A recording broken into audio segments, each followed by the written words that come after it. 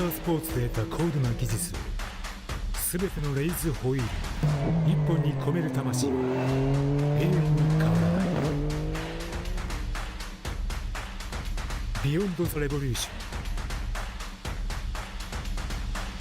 ョン。ザ・コンセプト・イズ・レーシング。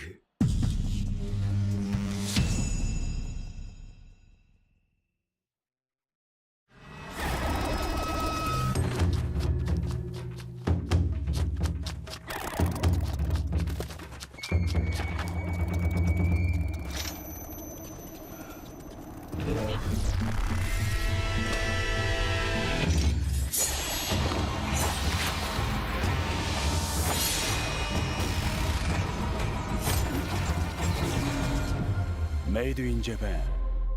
Breed. New Fast Orange Body Wash was formulated specifically with mechanics in mind from the #1 brand in heavy-duty hand cleaning. You never know what you're getting into when you're working in the shop. The new body wash takes care of everything from my dirty hands, arms, and face to simply make me feel clean all over. Tiny wax beads help get the toughest dirt out, while also taking care of the strongest automotive odors like fuel, oil, and exhaust too. It's ideal for those areas of skin that are exposed to grease and grime during the day, but gentle enough to use all over your body. Find new Fast Orange Body Wash at O'Reilly Auto Parts.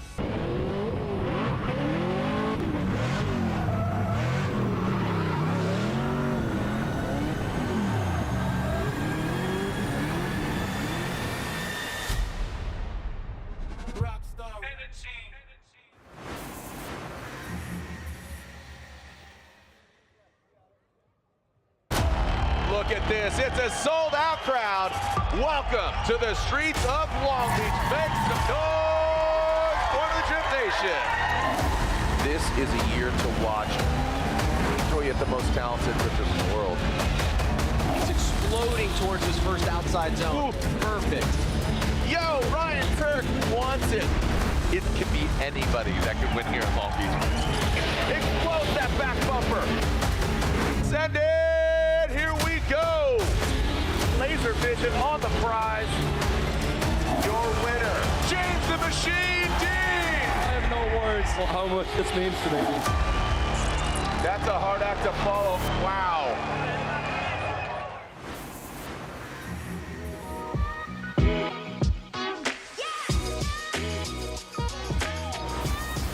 Welcome back to the streets of Long Beach. Once again, here we are on Shoreline, on Ocean Drive, the iconic backdrop that is the streets of Long Beach. I'm Jared Deenda, Jacob Kent will join me, Lorette Nickel as well, but we have an action-packed United States Air Force opening ceremony. So please, I turn it over to Ryan Sage, Formula Drift president and co-founder.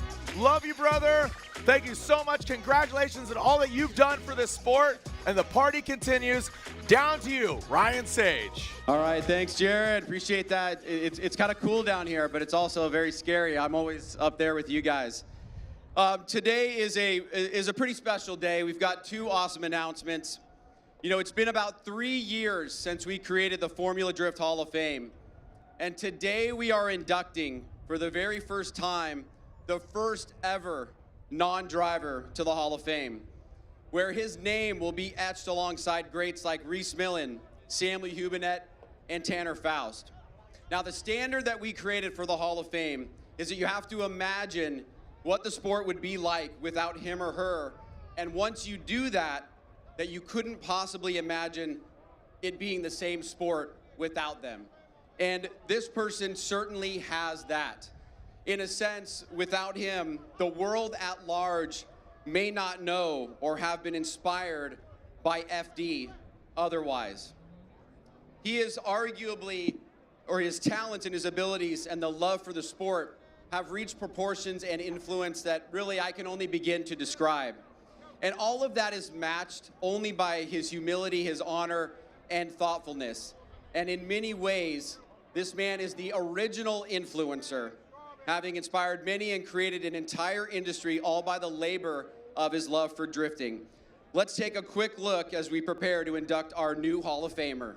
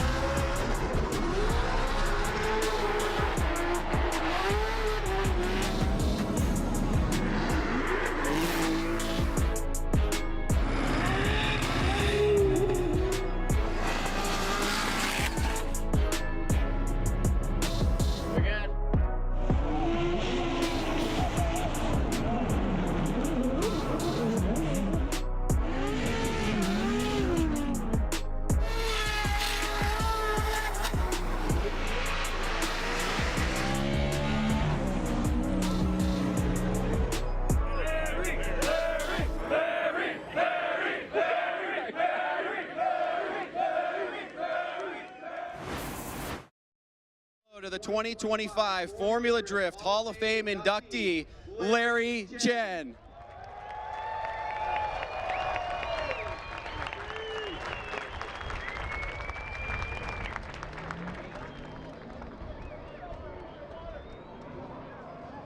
Oh, deep breath.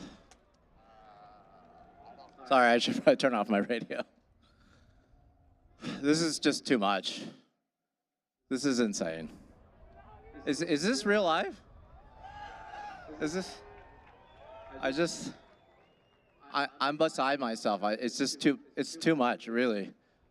I started my Formula Drift journey here back in 2006, my first ever event.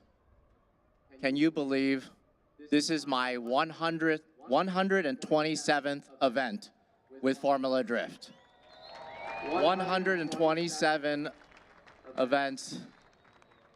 I'm shaking. It's just too much. I appreciate Formula Drift so much for really giving me the platform and giving every one of these incredible content creators the platform to create the best drifting content possible.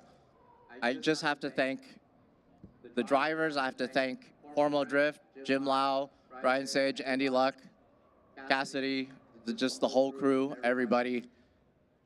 I have to thank my family, my lovely wife, May, my kids, Audrey, Isaac, my mom.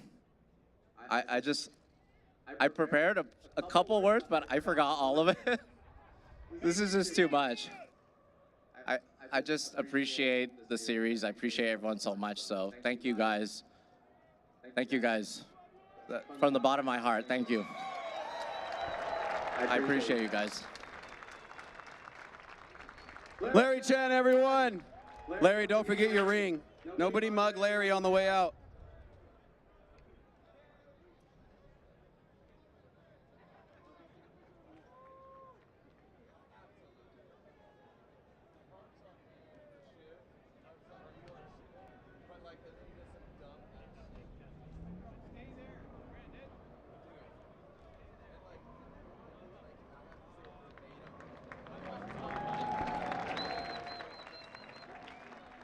Thanks, Larry. Super stoked on it. First non-driver. Now moving along, we're going to hit the top of the hour. We're going to be live on network television. To the next legend, not a person. The House of Drift, Irwindale Speedway. Was not called the house because we went there. It was the House of Drift because it literally housed everything drifting, every FD event, every drift day, every test night, every Thursday night drift. We even did an event with Snoop Dogg one time there. Irwindale was our place. It was our house. And sadly, that house is now gone. Were you to go up to 605 right now, you would see a flattened landscape of just metal and structure. Now, about a year ago, we'd been anticipating this reality and thinking, what the heck are we going to do? And so we sat down in our office just a few minutes from here and said, you know, if we're to replace Irwindale, we've got to be able to do exactly what we want. And so we listed off three things. One, it had to be in Southern California. It had to be equal to or greater than Irwindale, and it had to be something that we could do for the long term. And so we went off in searching. And, you know, initially there was a lot of excitement of what could be, but after a few weeks, we weren't really finding anything that fit that criteria. And before not too long, we're realizing like nothing is happening and we're starting to freak out. We kept looking and looking and there just really wasn't anything that like made sense. And before too long, we're like, we probably set the bar too high. Maybe it's not possible to replace Irwindale. And you know, soon the negativity starts to creep in. I felt it. I started feeling a little bit lost, trapped, hopeless, you know, like didn't really have a sense of control of what we were gonna do. And like, the feeling like, shoot, man, we're going to let people down. And I know as well as anybody how much attention is put on the sport. And so the last thing that we wanted to do was let people down. So not too long ago, two employees walked into my office and they shut the door behind them and they said, you know, the reason why we can't find the next Irwindale is not because it doesn't exist. It's because we've been blind to what's right in front of us. Okay? Piqued interest. And so for about the next hour, I got the story. And it's a story that involves an extended hand of undying support and love from very special people, people that I would call friends.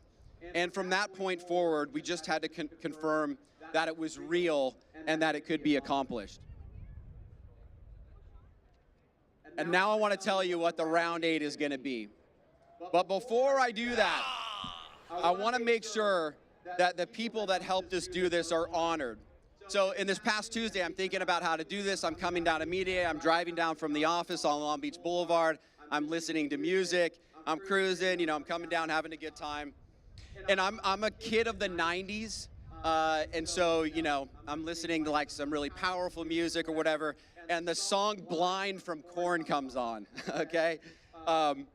And the song is about kind of being lost and hopeless and things like that. The artist that wrote it's a deeply personal story for him, but like a lot of music, you know, you take the message that you want to get out of it, which is something that my parents taught me, who are actually here today. You know, my dad was a DJ for 30 years and an MC, just like Jared, a little bit better than Jared though.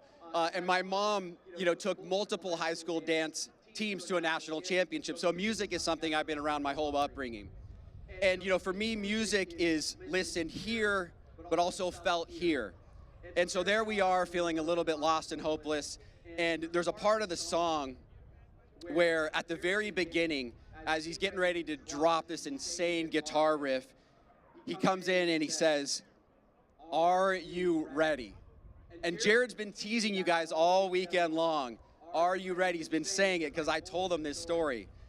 And then he screams, "Are you ready?" into the mic, and it absolutely explodes. So here's a song about losing a little bit of hope and feeling hopeless. That's how we felt until some good friends came to the saving grace and helped us make this announcement.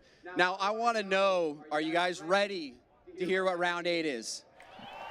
All right. You know what? We should make some memories here. So, hey, Jared, help me out. Let's get everybody to do it. I want to hear the people drinking at the bar in Belmont Shore get super loud here so they hear us down there. Take it over.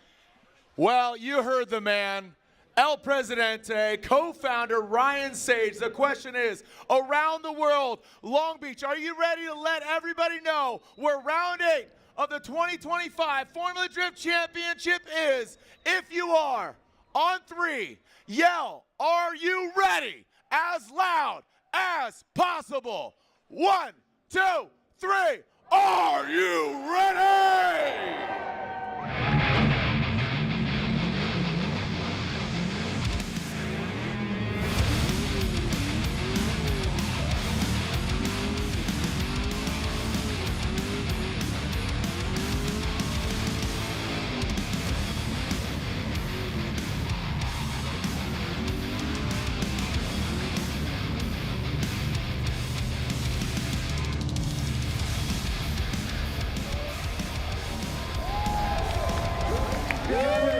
Friends and family, for the first time ever, thanks to the great city of Long Beach and our friends at the Grand Prix of Long Beach, Formula Drift will have its very own independent, standalone street course with a totally new configuration, and part of the public roadway will be driving right over there and exploding into an amphitheater right here in front of you where I am standing. And while this may not be the House of Drift, and the House of Drift may be gone, we want to welcome you all back to Long Beach, the home of Drift.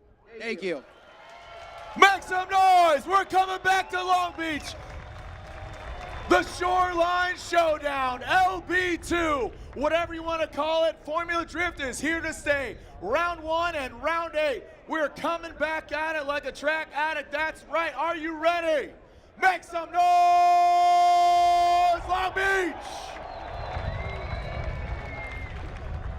Now, let's continue our United States Air Force opening ceremonies.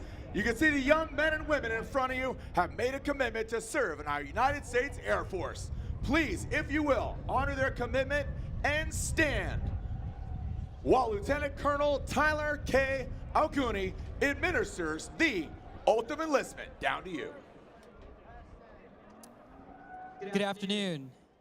My name is Lieutenant Colonel Awakuni, commander of the 369th Recruiting Squadron, and today I have the privilege of swearing in the next generation of airmen and guardians. Today marks the beginning of an exciting journey, these young men and women, where they will gain invaluable skills, education, and experience that will make them both successful in and out of the military. If you're interested in learning more about the opportunities the Air Force provides, I encourage you to look at airforce.com or download the Aim High app on your mobile device. Detail, attend, hook. Please raise your right hand and repeat after me. I state your name, do solemnly swear that I will support and defend the Constitution of the United States against all enemies, foreign and domestic, that I will bear true faith and allegiance to the same, and that I will obey the orders of the President of the United States and the orders of the officers appointed over me, according to regulations and the Uniform Code of Military Justice. So help me God. Congratulations. Round of applause for the young men and women. Thank you to Lieutenant Colonel Tyler Awakuni. And now, please remain standing and remove your hats, either Drift Wizard or standard hats, whatever you got, blue beanies. And remain standing for our Edwards Air Force Base Blue Eagle Honor Guard. And singing the national anthem, Techno Sergeant Benton Felty.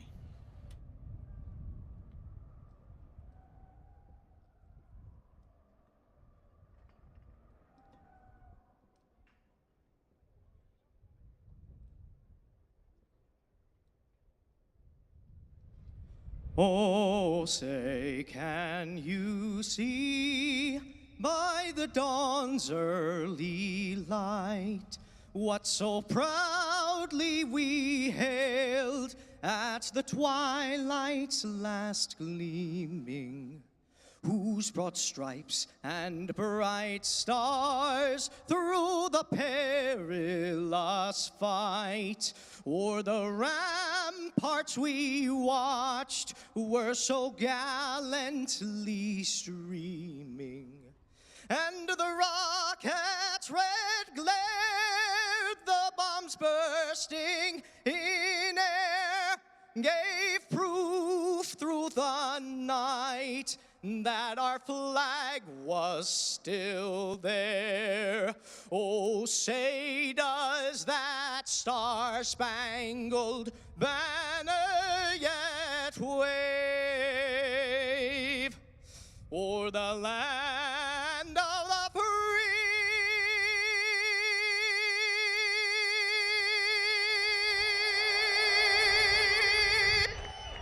and the home of the brave? Yeah! Thank you to Techno Sergeant Ben Felty, the Blue Eagle Honor Guard, Lieutenant Colonel Tyler Awakuni, and the young men and women enlisting into the United States Air Force. Thank you to the United States Air Force and our opening ceremonies.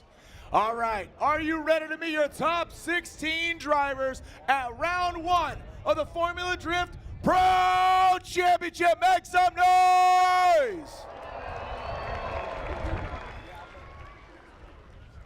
The cars are staged, the flags are waving, the umbrellas are out, the track is hot, the wind is blowing, and the drivers are ready.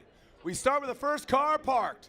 He's in that M-Spec S15, and he is ready to tear it up. Make some noise for Daniel Stuke.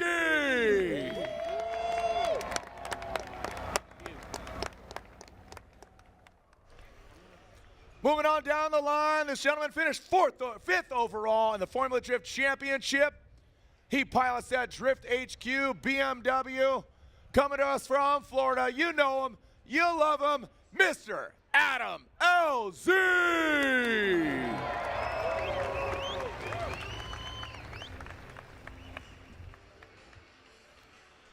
His sophomore season, he's back here in his tried and true pony, that is the Pennzoil Mustang RTR Spec 5 FD. He's on that BC Racing suspension. Make some noise for him, Mr. Ben Hobson.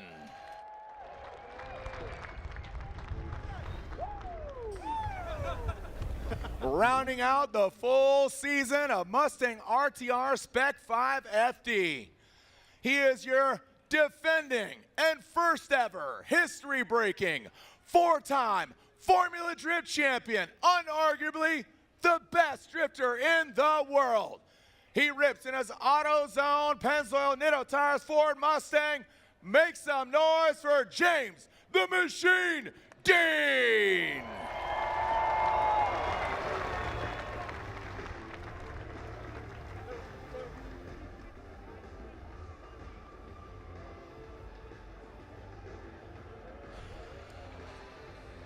Moving on down the line, you can see the 129. He's getting bucked up with that royal purple in the veins of the vehicle. GT Radio's on the corner. O'Reilly. Say, oh, you want some more? Feeling the heat wave. It is Dylan, the Dozer Hughes.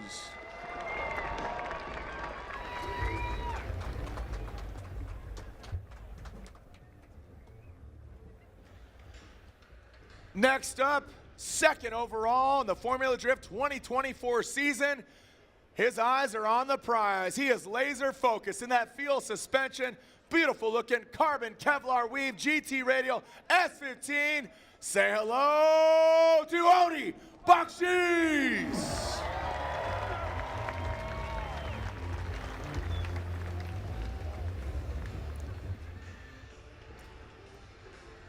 A driver up next that has not skipped a beat since 2004. 4 rounds back in the day, and here we are announcing round 8 right here in Long Beach. You know him as 3-time Formula Drift champion, ripping in his all-new NOS energy drink, Nissan Z Nismo Auto Parts.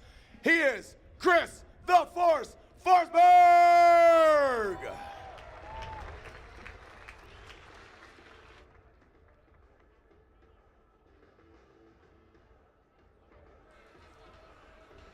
From an OG to a gentleman, a young man that has made a lot of noise.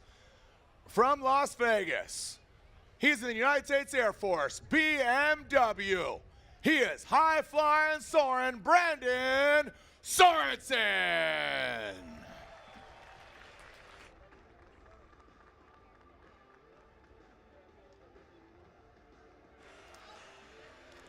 We begin with one of 4 Toyotas in our top 16. An OG, another driver from day one, entering his 22nd season of Formula Drift Championship. He rips in his Gretty Toyota GR86. He's on Kenda tires. Make some noise for Kenshiro Gushi.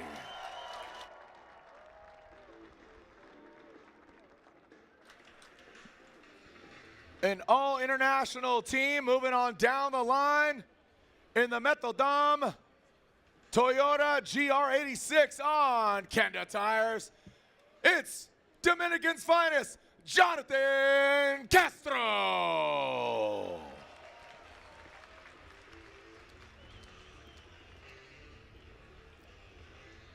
We went from Japanese American to Dominican Republic, and now we're going to Norway with another 3-time Formula Drift champion.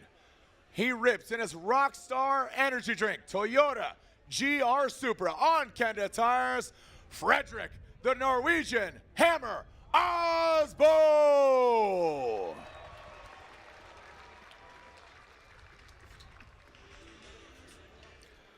Rounding out the 4 amigos here on the streets of Long Beach.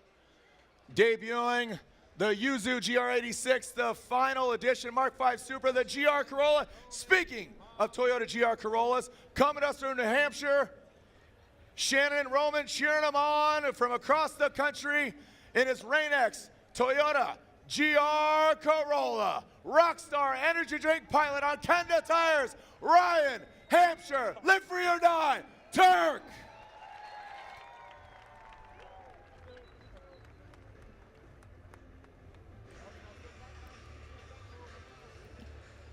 the youngest driver ever to podium in Formula Drift history. Last year, he began the season at 14 years old. He podiumed last year, and now he's back in his sophomore season behind the wheel of his Injuku Racing, Jerry Yang Racing, GT Radial 86, Hero Manoa.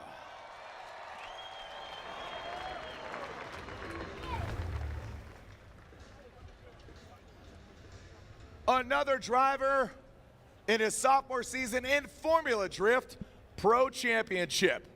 He is not new to the game, as he's drifted all across the globe. He debuts a new car this season in his Red Bull Toyota 86. Make some noise for Ireland's own Connor Shanahan.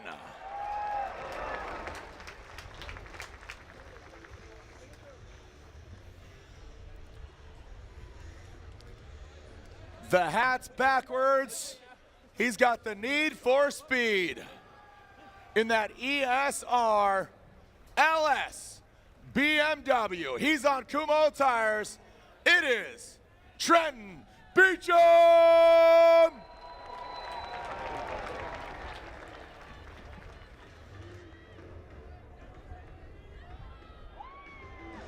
And last but definitely not least, this gentleman just got done doing a full workout. He's feeling the wave, the heat wave, baby. He's got Borla exhaust underneath the car and on the door. GT radials on the corner and lean custom pins. He's got the shades on and he's ready for war. Make some noise for Northern California's own, the beast from the Bay, Matt Field.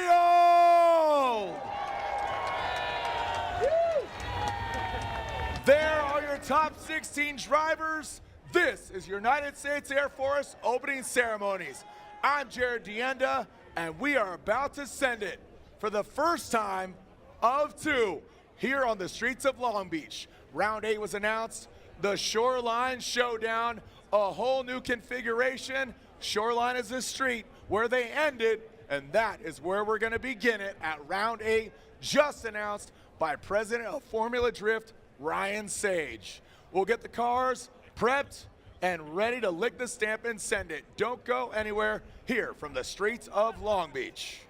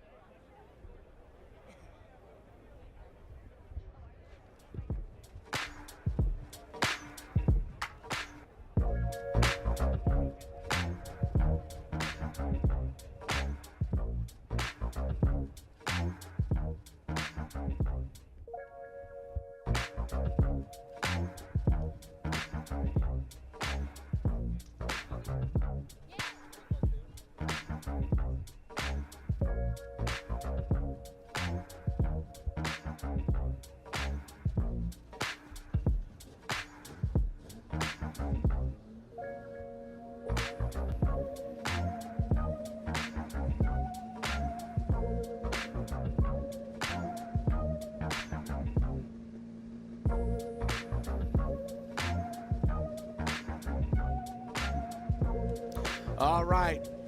Well, this is the United States Air Force opening ceremony, so we got Technical Sergeant Abbott, excuse me. A little excited there. We announced a lot of things, sir. So first and foremost, thank you for your service. Thank you for your service, sir. No problem, sir. Hey, are you a fan of drifting? Yes, I am. What do you drive? So my personal, my everyday is just, Chevy Impala. Okay. Nothing too crazy. But 6'4", right? I'm just kidding. I ain't got that type of money yet. All right. Who do you think is going to win? I'm hoping Brandon gets it this year. I know. It's United States Air Force I'm just saying, I'm a homer. So all right, I like that. I'd love for him to get it. United States Air Force, thank you for your support of not only our series, but of course, protecting of what I think is the best country in the world. So thank you. And also, how did you get in the United States Air Force? I got in the United States Air Force, 14 years ago. I made that decision, graduating high school from Washington High School. Okay. I knew I wanted to be a part of something bigger than myself, and the Air Force gave me that opportunity. I also knew I wanted a career working with my hands. Formula Drift wasn't as big back then, so otherwise I'd be working on cars.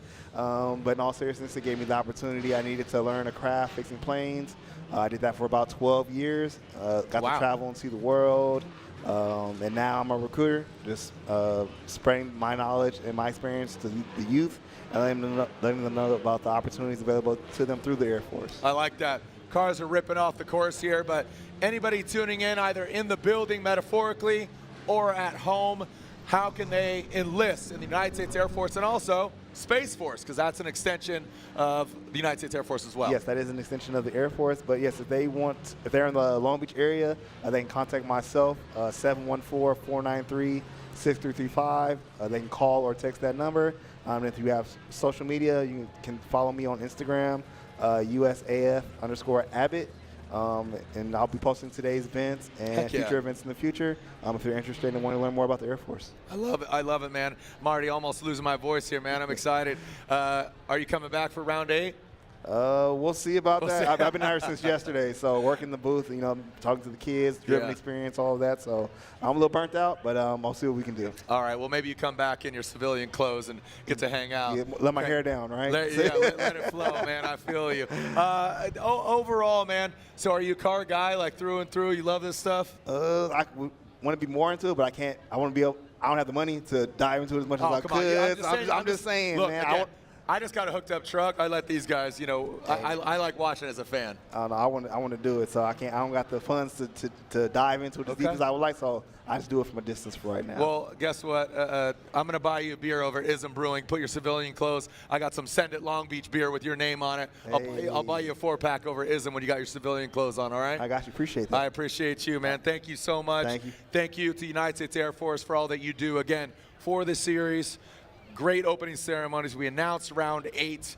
And again, thank you so much. So excited about not only this round, but 7 other rounds of partying. But guess what? Right now it begins. We will not stop till we find out who wins here at round 1 of 8 of the Formula Drift Pro Championship. These are the streets of Long Beach. Don't go anywhere. We're getting the track prepped, ready to rock. Don't go anywhere.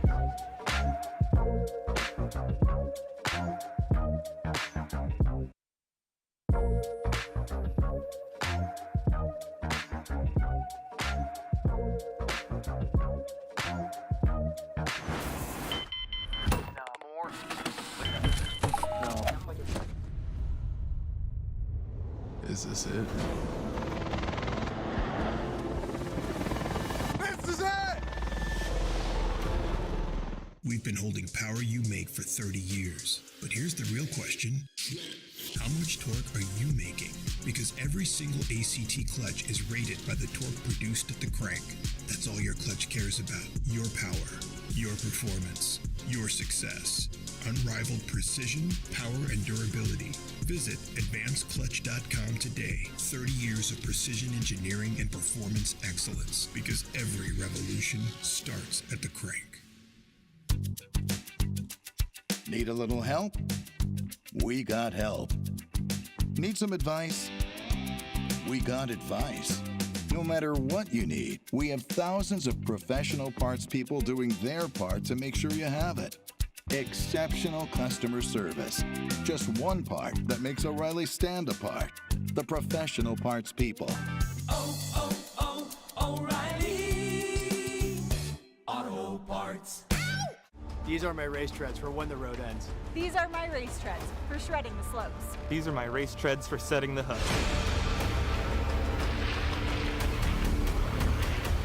Racetreads.com. Tires for every adventure.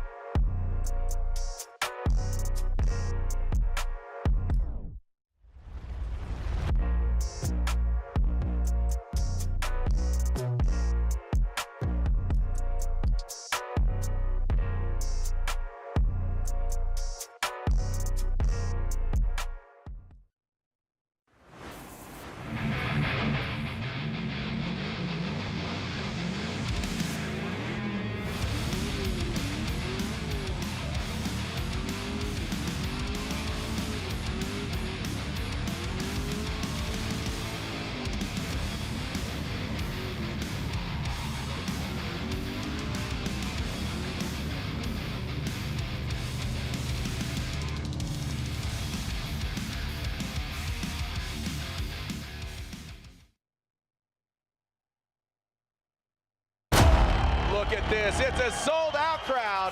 Welcome to the streets of Long Beach. Make some noise for the Drip Nation. This is a year to watch. Enjoy it, the most talented drifters in the world.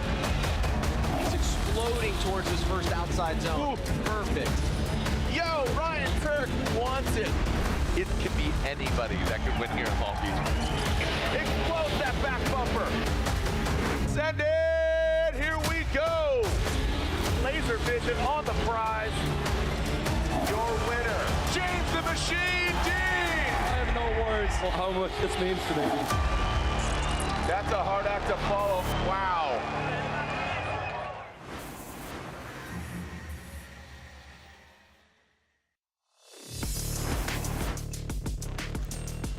And there it is once again. The Shoreline Showdown, as we're branding it, the streets of Long Beach. But just as I said, the Shoreline Showdown is a street right here. It's actually where the drivers finish on that public road, and that's where we're gonna begin the round 8, and then it's gonna re-enter. It's gonna go basically behind Grandstand 21 across the track, currently where the Ford Mustang Unleashed is at. And let it be known, if you want to attend, for those in the building, there's a QR code. When you walk out, there's signage with a QR code. Scan that, and you get pre-sale access to the Shoreline Showdown. So, again, you could either scan the QR code, or you could go to formuladcom/LB2. So formuladcom/LB2. I'm Jared Deenda.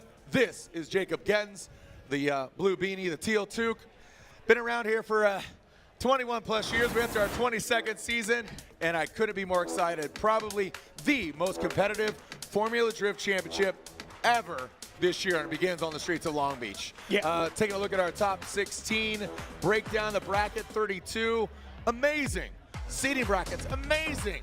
So I'm only expecting nothing but greatness. Walk us through some of these, the battles. Rip through them, go ahead. Yeah, James Dean, Trenton Beecham, obviously the champ versus somebody who's really, really coming up. You can see just how dominant James Dean is, just picking up where he left off, although great battle there with Ryan Literal. Super pumped to see what he's gonna end up doing. And I mean, honestly, this top 32 already was an absolute show with 3 battles coming out of our Ryan Tuerck and Jack Shanahan. Ireland's here to stay, baby. Some of the best drivers in the world coming out of that. We also saw, I mean, this battle here, which is Hiro Manoa. I mean, he's just picking up where he left off before. And Austin Mata, I mean, another rookie coming up. Our rookie crew this year is nuts. Everybody who's coming up from pro spec into pro, looking like they've already been driving for several years and really just laying the groundwork for the rest of the season. Bachis and the highly anticipated return of Daigo Saito. Unfortunately, Daigo don't really get to see the full display this weekend. Had an engine failure, but we did see that Bachis, a driver that is high on the likelihood of taking home a championship this year, he's ready to go. He's in a completely refreshed car. He's doing some things he's never done before, and he's able to just absolutely throw down one battle already. Now we take a look at Matt Field, another driver that's always just been on the box, but never stood on the top step by the end of the season. Still looking great next to Rudy Hansen his sophomore year, really focusing on this year, this season, is seeing how he's going to end up developing. Both drivers very exciting, but for 2 completely different reasons. Now we get into Frederick Aasbo versus Connor O'Sullivan. Epic, epic battle, and both those drivers doing incredible jobs. Now into what was a marathon that, I mean, I think we all really, really enjoyed, and that was the Jack Shanahan versus Ryan Tuerck. This really came down to so many small details. This is a finals level. This is a championship level battle that we actually got to see run 3 separate times. Now, Ryan Tuerck ultimately ended up taking home the win. I had a good chat with Jack Shanahan. He's fired up. He wants to come back. He wants to crush this. And then Ben Hobson versus Simon Olsen. Simon Olsen going back into the Supra, getting things warmed up there. And then Ben Hobson, new chassis, the same RTR style. Now back with all that confidence, all that aggression. And as we talked about many times, the second year is when the Mustang comes alive for drivers. Ben Hobson is really, really making that happen. Yeah, and you know, he said the negativity earlier when he talked to Loretta. He's like, oh, I got rid of the negativity from last year. I was like, if he was negative, I'll be negative all the time because he was so joyful, so much positivity. But I guess that just goes to show, you know, hey, check on your homies. By the way, how are you? How are you? I'm good, man. Good, I like that. Yeah, sun shining. I mean, unlimited supply of Rockstar. I mean, how could it be bad? Got water. Yeah, you know, I do drink water. Don't worry. No, I know. It's all good. You know, talking about the year, how competitive it is. James Dean, the target's on his back. Yes. Literally the best drifter of the world. 4-time champion. He's drift master. I mean, he's done so many things, you know, from Ireland. There's something in the water in Cork, you know, between the Shanahans, James Dean, you know, Dean Carney. There's a lot of talent that comes out of Ireland. Is it how wet it is, or do they just grow them big over there? Because they get a lot of water, so maybe they get some fertilizer. Well, we caught up with the machine, and contrary to popular belief, he's not a robot. He is human. He's got a big heart, but damn, he's hard to beat. And here's James Dean. Come on out swinging. Mentally, didn't change that much. The car is pretty much the same, just more refined. Obviously, this new chrome blue AutoZone Tensile livery, which I absolutely love. Look at this. This thing caught fire so quick because it exposed the nitrous line. We also repainted the engine bay after the last year's fire in Long Beach, so looking fresh again, and hopefully we'll never have luck like that again. James Dean gets the win! We have to remind ourselves why did we fall in love with drifting? Why did we want to chase this dream? And it was because it looked so fun from the outside, and when you're at the top level, all of us drivers take it very seriously. First ever 4-time champion. I just want to enjoy it. I want to drive for the fans. I want to, you know, enjoy as many laps as I can, and hopefully have some good results along the way.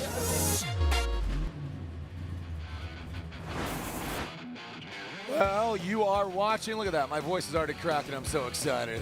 Just log on to nxtbets.com and make your picks. Think you've got the winner? Well, place your bet now. Also, friendly reminder, love the fans, love the umbrellas, but be respectful of your neighbor. Okay, you ain't no Mary Poppins out here, okay? A spoonful of sugar makes the medicine go down, so does a rock star, and kindness goes a long way. So check on your mates, as they say. So be kind and don't rewind, press forward. As TJ Hunt says, keep moving forward. Look at that, the Mustang shredding off at the distance, and look at that, that's a great layout. So the bridge where they end, that's basically where we're gonna start. Yeah. Round 8, and they go rip through where the Mustangs are. It's gonna be great. So, nxtbets.com. Bet $20, win $73. Is that really it? Those are the odds, man. That's for James Dean. I mean, holy cow. Bet 20 on Bachis, win 206. Not That's bad. insane. Yeah. Okay. Look at, dude, $20 and 206 if, yeah. Yo. That's what I'm saying. I don't think we could legally bet. I don't think we're allowed to. Yeah, I don't think we're allowed to. But you're kind of foolish not to, just FYI. So just go ahead and place your bets, nxtbets.com. As we are getting prepped, this is our top 16. If you're just joining us, thank you so much. Let's take a look at our Streets of Long Beach Round 1 course. Yeah, so the drivers fire down that main street into the decel area, and that's where they're going to initiate. You might hear us talk about Turn 9, that is Turn 9 when it comes to the Long Beach Street Circuit. Big thing in that decel initiation zone, do not put your front tires on the rumble strip. Nice and wide out to outside zone 1, big arcing curve. You can fire it out and then transition into outside zone 2, and then hold that angle all the way out to outside zone 3, and then you want to point the car at the touch and go, transition right at the wall, and then that's where you're allowed to decel as you come around the inside clip. Lots of conversation going on about the battles earlier on.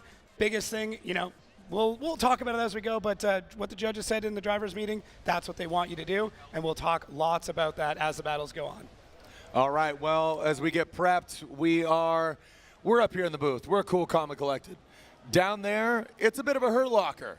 So I'm going to throw it down to another member of our broadcast team. You know her, you love her, Lorette Nickel. What's going on? What an introduction. I'm so honored. Thank you. Adam LZ, this car, as you guys might remember, this is the car that the team built in 2 weeks. And now you guys are just making some more refinements? Yeah, so last year we came to Long Beach with a car that was a glorified grassroots competition car. It was never meant for Formula Drift, and it worked surprisingly well. And then the St. Louis crash happened, and this is the car that the team put together in 2 weeks. During the off-season, we refined some things. It still very much has the bones of the original car. You know, it's still front radiator. It's not overly complicated. But we tried to make it as, let's just say, reliable as possible. We put a radium fuel cell in it, the latest and greatest Link ECU, and most of the improvements, I guess, are reliability-wise. Okay, and where's your confidence? Confidence is just turning laps. You know, the team built me a great car. I've been able to just do nothing but focus on what I need to do as a driver, which is the best. It sucks when you're out there and you're working through mechanical issues and stuff like that, and everything's rock solid. Love that. Well, hopefully he's going to go forward and put a rock solid lap down. Adam, good luck. Thank you, Lorette Nickel. Thank you, Jared Danda. I was trying to think of something like not penny, not dime, but it's Lorette Nickel. I like it. All right, the keys of victory, BC Racing. What are they? Yeah, Open that door. Stay off the rumble strip on initiation. That is huge. That has been the difference maker. It's not an incomplete, but it is definitely a huge deduction. Fill all the zones. You can touch the walls, but don't hit the walls. Big difference. And then don't beeline into inside clip one. Don't beeline into any of the zones. The big change, the big thing you need to know is the judges are rewarding big, wide open lead runs that allow for a great chase. They want the chase driver to come into the pocket. If you are a lead driver, you can score 100 points, but the chase really can only score 99. They can never best you if you put down a perfect run. So it used to be the mindset, oh, we're going to run away, we're going to play some games. They are harshly judging anybody who tries to cut corners, run things narrow, run things tight. They want a big, wide line all the way through, and that is what they're judging on. That's the big point with that rumble strip is if you're inside tight to that rumble strip, there's nowhere for the chase car to go. Yep. So if you're nice and wide through there, then the chase driver has somewhere to get into the pocket, to go side by side with you, be like, mirroring you all the way through the track. Give them the opportunity to have a good chase run. And speaking of the scrutinization, aka the judges, our 3 judges this round, and we will see 2 of the judges through the entirety. We will be seeing Reese. Oh, Marinate and Marin right here from Columbia on the East Coast. Right in the middle, you got Brian Eggert, many years of judging and drift events. And finally, Robbie Bushido, Blade Nishida, representing Japan. Robbie will be half of the season, and then we'll bring in Vernon for the other remaining 4 rounds. So again, Eggert and Marin will be here for the entirety of the 8 runs. Robbie and Vernon will share the duty 4 and 4 to round out the trio of judges for our 8 rounds. Our fans are excited as, man, we had one heck of a night. Feels like a week ago, but it's just Thursday night. Type S Night Lights. What a party that was. Check out this video to recap. Toyota debuting 3 special edition GR vehicles to the public for the first time Thursday night at the Type S Night Lights event.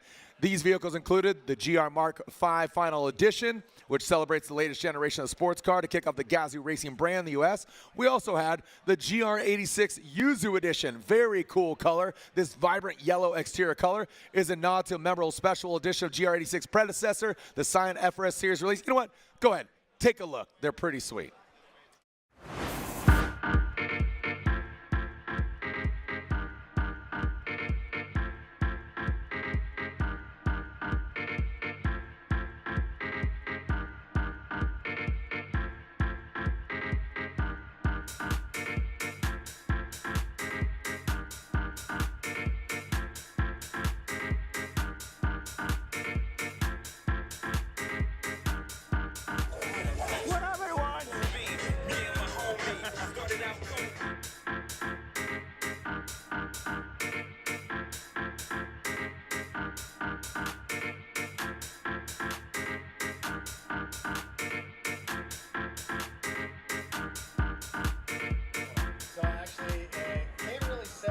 About it? Oh, come on, dude. I'm like, we're here. Like, hey, you guys want to know stuff? We can't tell you. Cool.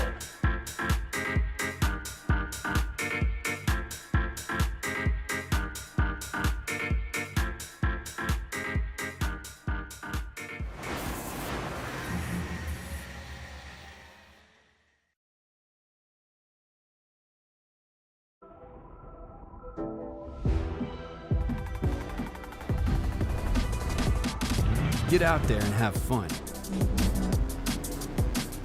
Because you've got McGuire's. And we've got your back. From wash, to paint care, to maintenance and more, McGuire's has your hybrid ceramic solution for every adventure. McGuire's, reflect your passion.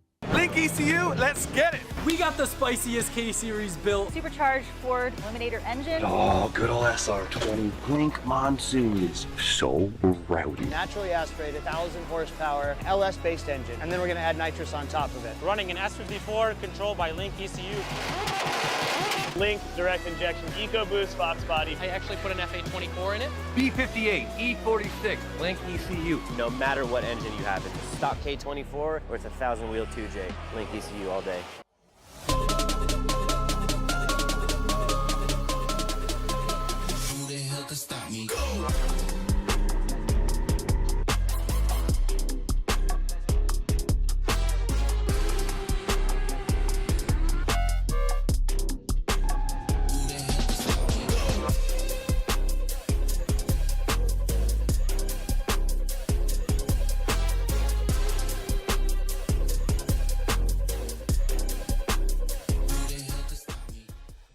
There's no better way to test your tires than on the racetrack.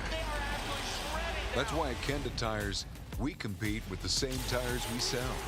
And that's how the technology built into every Vesda UHP Max Plus tire goes from podium to pavement. Whether you're a professional driver chasing podiums or a grassroots enthusiast looking for weekend excitement, Kenda Tires are designed for your journey.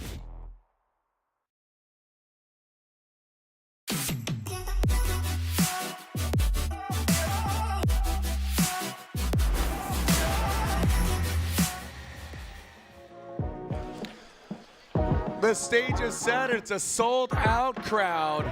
And here we are for round one of the Formula Drift Pro Championship. Your tour guides, Jared Deonda, that's me, Jacob Gettins right next to me, and Lorette Nickel, our field reporter. Taking a look at the bracket breakdown. Notably James Dean, four-time and defending champion. He won back-to-back-to-back pre-COVID, comes back in grand fashion in 24, gets the championship after, not a championship winning season. 2023 was won by another Mustang, Chelsea Denofa, who's actually doing some consulting and some setup on Ryan Tuerck's ride, so he's got some great knowledge there.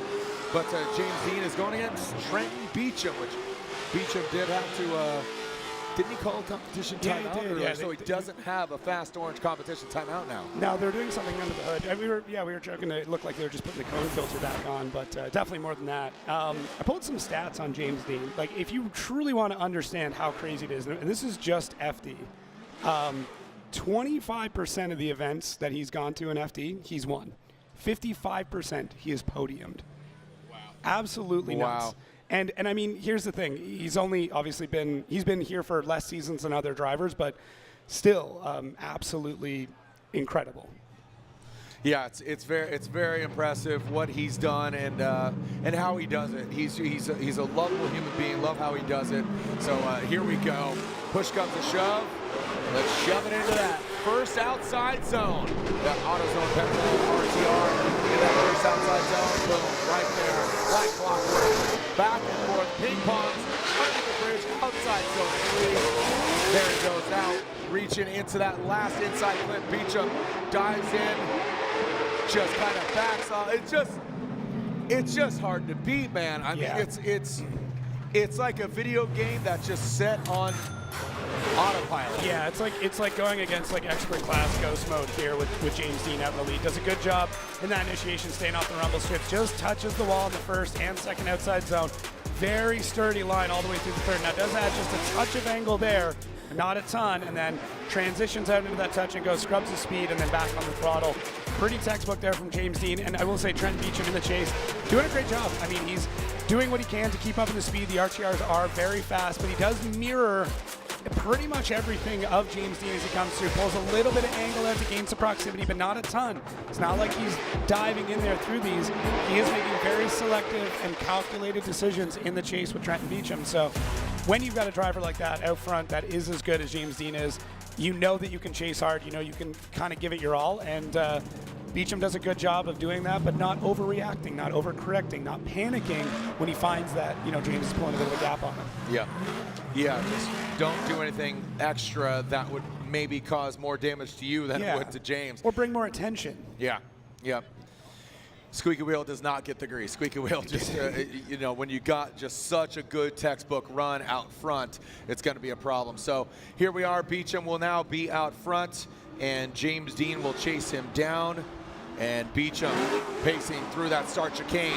Let's see how James Dean keeps his composure here. Goes in initiation in that first outside zone. Beecham gets all the way out there. Look at James. He comes up a bit short. Oh, Trent shreds that back pipe right into that third outside zone. James Dean gets right into the pocket. Smoked out. And there's James Dean now. So looked like James took a very different approach. He kind of let the line go, if we're using fishing metaphors, let the line go a little bit and then reeled him in on that second outside zone. But I'll tell you what, Trent put the car in the right place in order for James to chase. So kudos to Trent. Yeah, Beecham's lead here is phenomenal. So he does touch that rumble strip like we talked about, and that might be the difference here, but it's a really good job outside zone 1 and outside zone 2. Really filling all of 2 into 3. Everything looks good. Just the same thing James did in the lead. Although a little bit more of a straight line approach to that touch and go, and James Dean in the chase doing exactly what he normally does.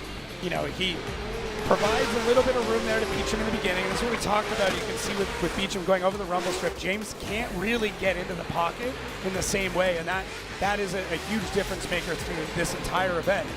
It is something that the judges talk a lot about in the drivers' meeting. So Beecham, great lead run. I mean, 1 or 2 small critiques there. I mean, honestly, against almost any other driver, against almost any other lead run, Beecham would probably walk away with the win on this one. But James is, he's so perfect. It's tough. Just where his mind's at. It's just, look at that. I mean, there it is. And hey, kudos to you. James Dean gets the win, but to your point, Brian turned around and said, I got the head nod. Exactly. Yeah, I got the head nod. Exactly. Well done. So, yeah, you got the don't steal second. James Dean gets the win. Let's throw it down to the red nickel. Who you got? Well, checking in real quick with Dan Stuke, and there are some changes that you made for this season. You feel like you wanted to be lighter. Yep. Yeah, a couple little ones and one big one. One big one, obviously, the tires. Kendas are sick. The Kendas are sick. I think everyone's already commented on that for sure. But no, everything else is just we went simpler and lighter.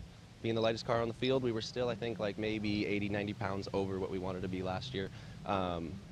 But no, we got rid of nitrous. We got the new Gen 3 Precision Turbo, which spools quicker and makes the same amount of boost. So we were able to lose 70 pounds-ish, something like that, just with the nitrous coming out. Other than that, just a couple little things. New fan setup, which is actually what took us out with Adam in Utah, was we had a dual fan setup, 2 spalls. One of them died and the other one couldn't hold the rest of it. Overheated, motor turned off. Now we have one really cool brushless fan that Casey made a sweet shroud for out of carbon Kevlar and stuff. So it's just lighter, simpler, a little more sturdy and stout. And same kit, same wrap, same everything. Well, he's going for lighter and simpler in his top 16 battle. Connor Shanahan, Dylan Hughes. Here we are. Shanahan, look at Dylan Hughes right into that pocket. Shanahan transitions into that final inside clip. Dylan dives in just to put a little bow on it. And there it is. Hey, by the way, Stuke might be able to cut some weight if he cuts his hair. That might be about 20 pounds. Might be the last few pounds he's looking for. Yeah, maybe that's a last-minute decision. You know? Stuke, great insight on him. He was talking over the beginning of that run. We'll run it back, and Jacob, have you talk over it, please. Yeah, Connor Shanahan out of the gate looks really good. I like how long this initiation is. Goes really wide through that zone. That's what the judges were talking about.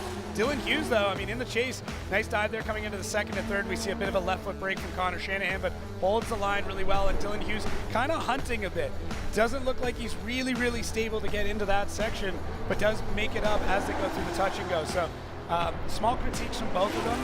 This could be a little bit of that cause and effect. So this part looks great. Outside zone 1 looks really good. Outside zone 2 looks good. But as they make their way to the third, Connor does have those small, like, adjustments. They're not, it's just a very, very small adjustment.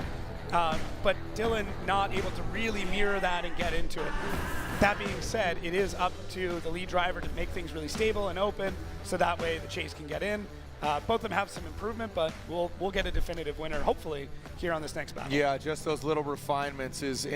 We talked about it earlier, the nervousness. I mean, they make it look easy because of just the degree and the caliber, and here we just refine it, and it's just like you know, just getting down to the core of what's going on. Here we go. Dylan the Dozer Hughes, Royal Purple, GT Radio, BMW does get out there, almost just reaches the wall. Shanahan stayed out on that outside zone quite a bit, does not set himself up.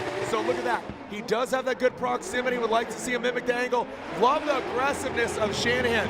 And you talked about the Irish way. You know, that the way they are able to drop in, get into the pocket. He was there, but he needs to kind of just throw that back end a little more mimicking of that parallel nature. Yeah, and that's, I mean, honestly, the only critique there. So Dylan does a good job through this first outside zone. Similar, Connor a little bit further back, mirroring well, but a little further back, has to make an adjustment to get in. And this part here for Dylan, that's a ton of left foot brake. Well, there's a lot of left foot brake going through the third outside zone. Certain cars are set up to kind of drag a tire more than others, but at the end of the day, the judges are going to see that, and there is a new provision in the rulebook talking about left foot braking and how if it disrupts or unsettles the car, or if it could then cause the car to stall up or slow down, if that causes a reaction to the chase driver, then you know, now we're at a bit of a point deficit when it comes to this battle. So I'm not saying that's specifically the case here for Dylan. That's not up to me to say. That's a judging call. But yeah, it's we'll see. So how do drivers score in 2025? Points for winning the battles, not in placement. It is for how you win. So in seeding, if you win a battle, you get 3 points. Top 32, and moving forward, you get 10 points for every time you win. And the empty top 32 slots are going to be backfilled in with drivers. So let's take a look at our BC Racing side by side here. So what I'm seeing off the bat is that Connor's got a little bit more proximity, slightly better mirroring through there, but this section here for both of them, a lot of left foot braking. Connor looks like he's got a bit more angle than Dylan does. It does affect the chase on both of those runs, and then through this section, it looks like Connor was a little bit closer through it. So tough to say, both of them struggled from 2 to 3 in getting the car to sit at angle and have a nice fluid line. They both had to make a lot of left foot braking adjustments to get the cars to kind of settle in, extend it out to 3 to the wall, and then get back up to the touch and go. So they both need to work on that. So again, just the refinement, you know, round 1 jitters is definitely a thing. And with it being just the unforgiving track, you got to think that comes into play. I love standing outside of the cockpit. It's definitely a European thing that it's making its way here, man. Yeah, and we've seen it. You know, the posture and the candor of kind of the American way is just like, stay focused, stay stoic. I like this. I think this is just respect. 2 gladiators going into the arena. I want to talk about left foot braking too. And there's a one more time. 1, Shanahan gets 1 vote. Shanahan gets 2. Connor Shanahan gets the votes. Robbie went with one more time. Dylan Hughes is knocked out. Shanahan continues on.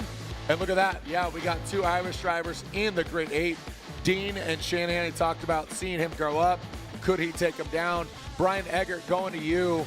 You sided with Shanahan. If you could, very quickly, we got cars on the line.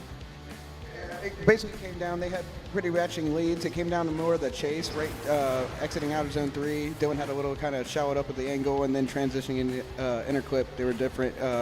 Shanahan did a better job with the moving and timing for it. Fair enough. Appreciate it. Thank you so much. Here we go.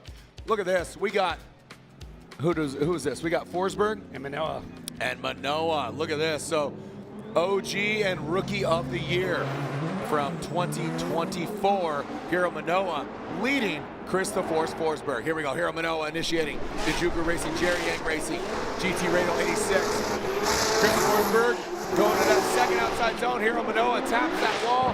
Forsberg applying the pressure outside zone 3. Look at Hero Manoa transitioning now in that last inside clip. Wow. Yeah. I thought Chris was going to hit that inside clip. Magically wrapped it around that last inside clip. Chris the Force Forsberg. Again, it's going to be a party for him at Pike Bar with some NOS energy drink and Neft over at Cherry and Fourth, baby. Yeah, I really like the way that Manoa is able to go from the touch and go to that inside clip, and we'll get to that here in a second. Good job from Forsberg. Looks like he was really waiting for Manoa to light off the tires. Manoa does a little bit late on that, but does a good job through outside 1 and through 2, and then Chris able to reel him in really quick here. It almost looked like Manoa had to come off the gas. There was a left foot brake adjustment, but I love the way that Manoa is able to get through this section, through that touch and go, wraps it around. There is a decel, but he really doesn't scrub all that much speed. So there's the left foot brake we saw there for Manoa, and then another one just to push the car out a little bit wider. And those are the adjustments the judges are really, really looking for. But this touch and go to inside clip I'm a big fan of, and I love that Chris was able to anticipate that. That's a shout out to his spotter for really letting him know the way that part of the track is being used by Manoa, as we see some great camaraderie here from all the drivers. Always cool to see, always, love to see the respect, and we're going to be swapping these two, one, a legend and a legend in the making at the line here, and let's see if Chris is able to really come out swinging in the lead. All right, so it looks like we are going to alternate the order here. Chris, the Force Forsberg, the vet, against Rookie of the Year 2024. Look at Chris. Comes right in, swinging into that outside zone. Great placement by Chris in the second outside zone. Manoa dives in on the inside. Forsberg stretches it out to outside zone 3, wraps it into that final inside clip. And look at Hero with close proximity, wrapping around. You gotta love it, kids. Yeah, judges clapping too, so it's always a good run with that. And that comes down to both of them. That was a really strong lead run. Yeah, I'm telling you, where Chris did it and that X factor, that was strong. Yeah, Chris right out of the gate, little shimmy there on initiation, goes wide, stays off the rumble strips. Really good job through the first outside zone and through the second. That's when Manoa really starts to dive in and reel Chris in, who goes long into 3, points it at the touch and go, clips in, and I honestly thought Manoa was going to hit him. When they came into that section, I didn't think Manoa was going to be able to check things up, but it worked out really, really well for him. So let's see as we get that feint. And then Chris on the power. Manoa lights up right behind him. You can see the mirroring as they come through that. The Manoa has to take a tighter line to keep the proximity in. He does get the proximity, then lines things up. Almost a front wheel on front wheel touch there, bathing in the smoke through the transition, and then pairs things up through this section. I really did think Manoa was going to take out the side of that NOS Energy Z. But, wow. All right, well, looks like we are analyzing what's going down here on Manoa. Again, Rookie of the Year last year, Chris, since day one. A veteran, Chris gets 1 vote and 2 votes. Chris Forsberg gets the win. Manoa knocked out Forsberg, the 3-time champion. I think the people want to hear why. Yeah, and I absolutely agree. I absolutely agree. Going to the judges, Reese, going to you. It was unanimous. And I'll tell you what, I think the lead run was just more dominant in my eyes. Yeah, when it really comes down to it, we'll make it really simple. Chris Forsberg has a much better lead line. We had errors from Manoa going into outside zone 2. He hits, he disrupts the line.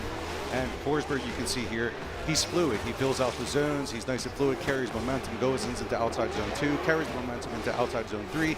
Yes, Manoa is close, but that is only because Forsberg is allowing him and giving him the pocket in order to do that. Unfortunately, Manoa wasn't able to do that for Chris. That's why the chase on Chris Forsberg was the way it looked, but ultimately Chris Forsberg gets the ring because he had a better lead line. Absolutely, and I agree with that call. I think it was unanimous, like you said, and that was the precedence that we are talking about, that lead run. So, nope, you're not getting it. When we come back, round 1 continues here on the streets of Long Beach. We'll be right back.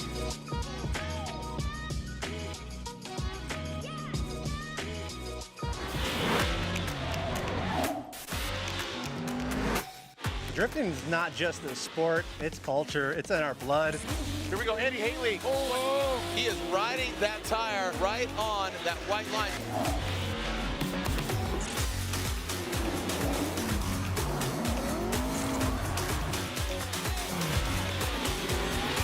Tires are what we live and breathe in Formula D. We couldn't do this without them.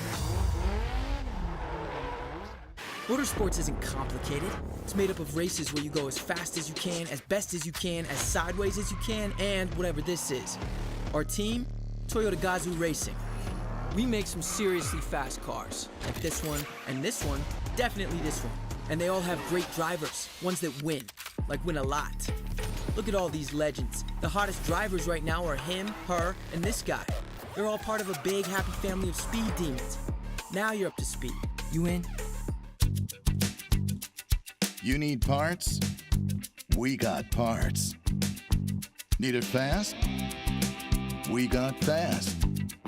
No matter what you need, we have thousands of professional parts people doing their part to make sure you have it. Product availability. Just just one part that makes O'Reilly stand apart. The professional parts people. O'Reilly Auto Parts.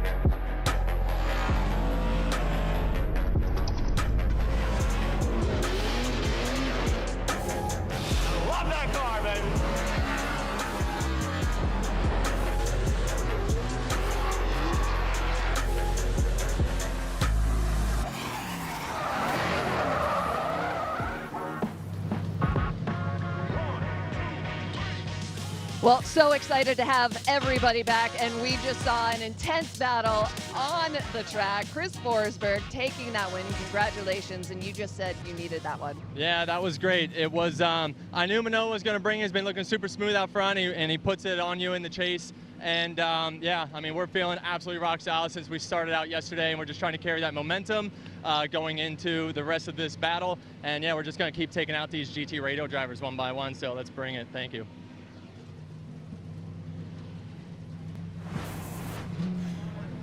And here is the moment, as you can see, Hiro Manoa. So the big point that Robin Ishida talks about, the wall tap. Look at Hiro.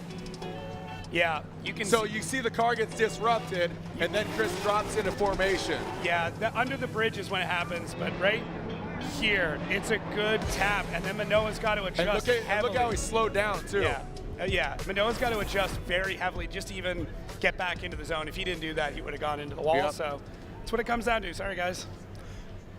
And there it is. So Chris Forsberg, LAMF, it says it on his suit, so he's going for it. He is a man possessed. He is a veteran, put some respect on it, so here we go. He advances on into the Great 8. Forsberg is going against either Adam LZ or Daniel Stuke. Here we go, Adam LZ, Drift HQ, BMW, whoa, Doctor, look at that. Shreds that back wing off, continues on, doesn't get open in the second outside zone. Look at Adam LZ, this BMW. And Stuke is like, what is happening in front of me? That wing came off. Want to take a look at that again. How much and how deep did he go into that wall? It seemed like it just knocked it right off. It was like exploding rear wing. Yeah, I think at this point they're just super gluing that wing back on, but big initiation there from LZ, getting all the way up to the wall. And then there, first outside zone, does a good job. Now, isn't able to really get out to the second, but has a fairly stable lineup to 3. We see a little bit of adjustment there. And then they go into the touch and go. I mean, he does. He touch and goes. I mean, he just touches the bumper on it, gets back on the throttle. Probably the quickest we see through that. And Stuke in the chase does a pretty good job here. Transitions a little bit early, and that puts him on the tighter line. And then isn't able to really keep up through the rest of that section. So I like that Stuke mirrors the car quite well, but we do need some more proximity. But the way that BMW is able to shift back, I mean, it kind of loads all the suspension in one way, catches it, and able to flick the car back over into the touch and go. It's really unique in that way. So super pumped to see it. Love to see that, you know, Adam's kind of got everything collected, driving aggressively, destroying, you know, body panels everywhere. I feel for his crew this weekend, but I mean, well, he doesn't have that, like you said, that mechanical. No, like no mechanical sympathy whatsoever. He's like, cool. You want to see me do it again? Fix it. Yeah, this is what we're here for, right? There's Casey Cole and the Stuke crew there, about to see what what Daniel can do up front. All right, here we go. And taking a look, Daniel Stuke will lead that M-Spec S chassis. They're looking on Adam LZ in the BMW Stuke, that lightweight S chassis. You talk about it, let's be about it. Here we go. That, oh, wow, really shortens up there, Jacob. Coming down to that third outside zone. Adam LZ tucked in right and sweet. into the hot pocket, smoked out, and then, oh, nice composure. Wow. Adam could have easily banged the door, but that showed the driving prowess and basically just showed restriction and just got right in there, tucked it in nicely, and I had to put him to bed. Yeah, one of the benefits of having a light chassis, you know, it can be very nimble, but one of the downfalls is it doesn't hold a lot of momentum. There's not enough inertia there. So with Stuke, he's got to really push the car to get all of these zones. It is a fast car. It's hooked up, but we need them to be able to get out to all the zones. We need to fill everything, and Stuke just generally shallow through those zones. I mean, if you were to actually put him on the wall through the rest of this, it would be a great run, but coming in like that, you know, not able to get out to the wall on every section, that's where we're at now at this point. So that consistency that we saw that got him all the way through seeding is amazing. But now that we're into the big show, you've got to be out to the wall pretty much every run just to be competing. Adam does a great job. The composure, the restraint, like you alluded to, really good. Realized how fast Stuke was going to be. Knew he had to check up going through that inside clip. Yeah, and I mean, he like almost just touched that pink mirror just to the back corner. It's a little, I think he could have reached out and touched him. Little boop the Snoop. Yeah, little boop of the Snoop. Look at that, packed house here. Slide him left for LZ, right for Daniel Stuke, and Adam LZ gets the win and advances on. You know, Stuke, like you said, here we are, we're advancing on, and Stuke just checked up pretty hard in that first initiation. I think that was what really just sealed the deal and the advancement for Adam LZ. All right, look at that. We are officially halfway through our O'Reilly Auto Parts top 16. Our Rockstar Energy Drink top 32, but O'Reilly Auto Parts, the official auto parts retailer of Formula Drift. Here we are, Bachis, Jonathan Castro. Bachis, this is gonna be a good one. I'm excited for this one. one. I saw you like, Yeah. Are you drooling? A little bit. Okay, that's weird. And we had some barbecue for lunch. I so did. Okay. Here we go, Bachis, speaking of barbecue, the brisket Bachis, wheel suspension essence. Look at Castro. He tucks in in proximity. He doesn't get exactly out, kind of exceeding that back line, but my gosh, he is stuck to it like glue. Dominican's finest.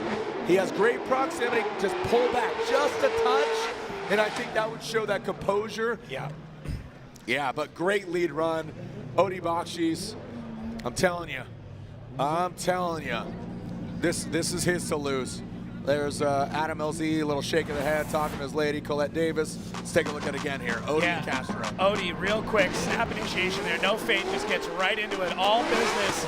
And then good job, just touching the outside zone. That transition from Castro, though, couldn't fit a credit card between the front and rear bumpers. And we see a couple of adjustments there from Odie, not super characteristic of him. I mean, normally he's very fluid through that section.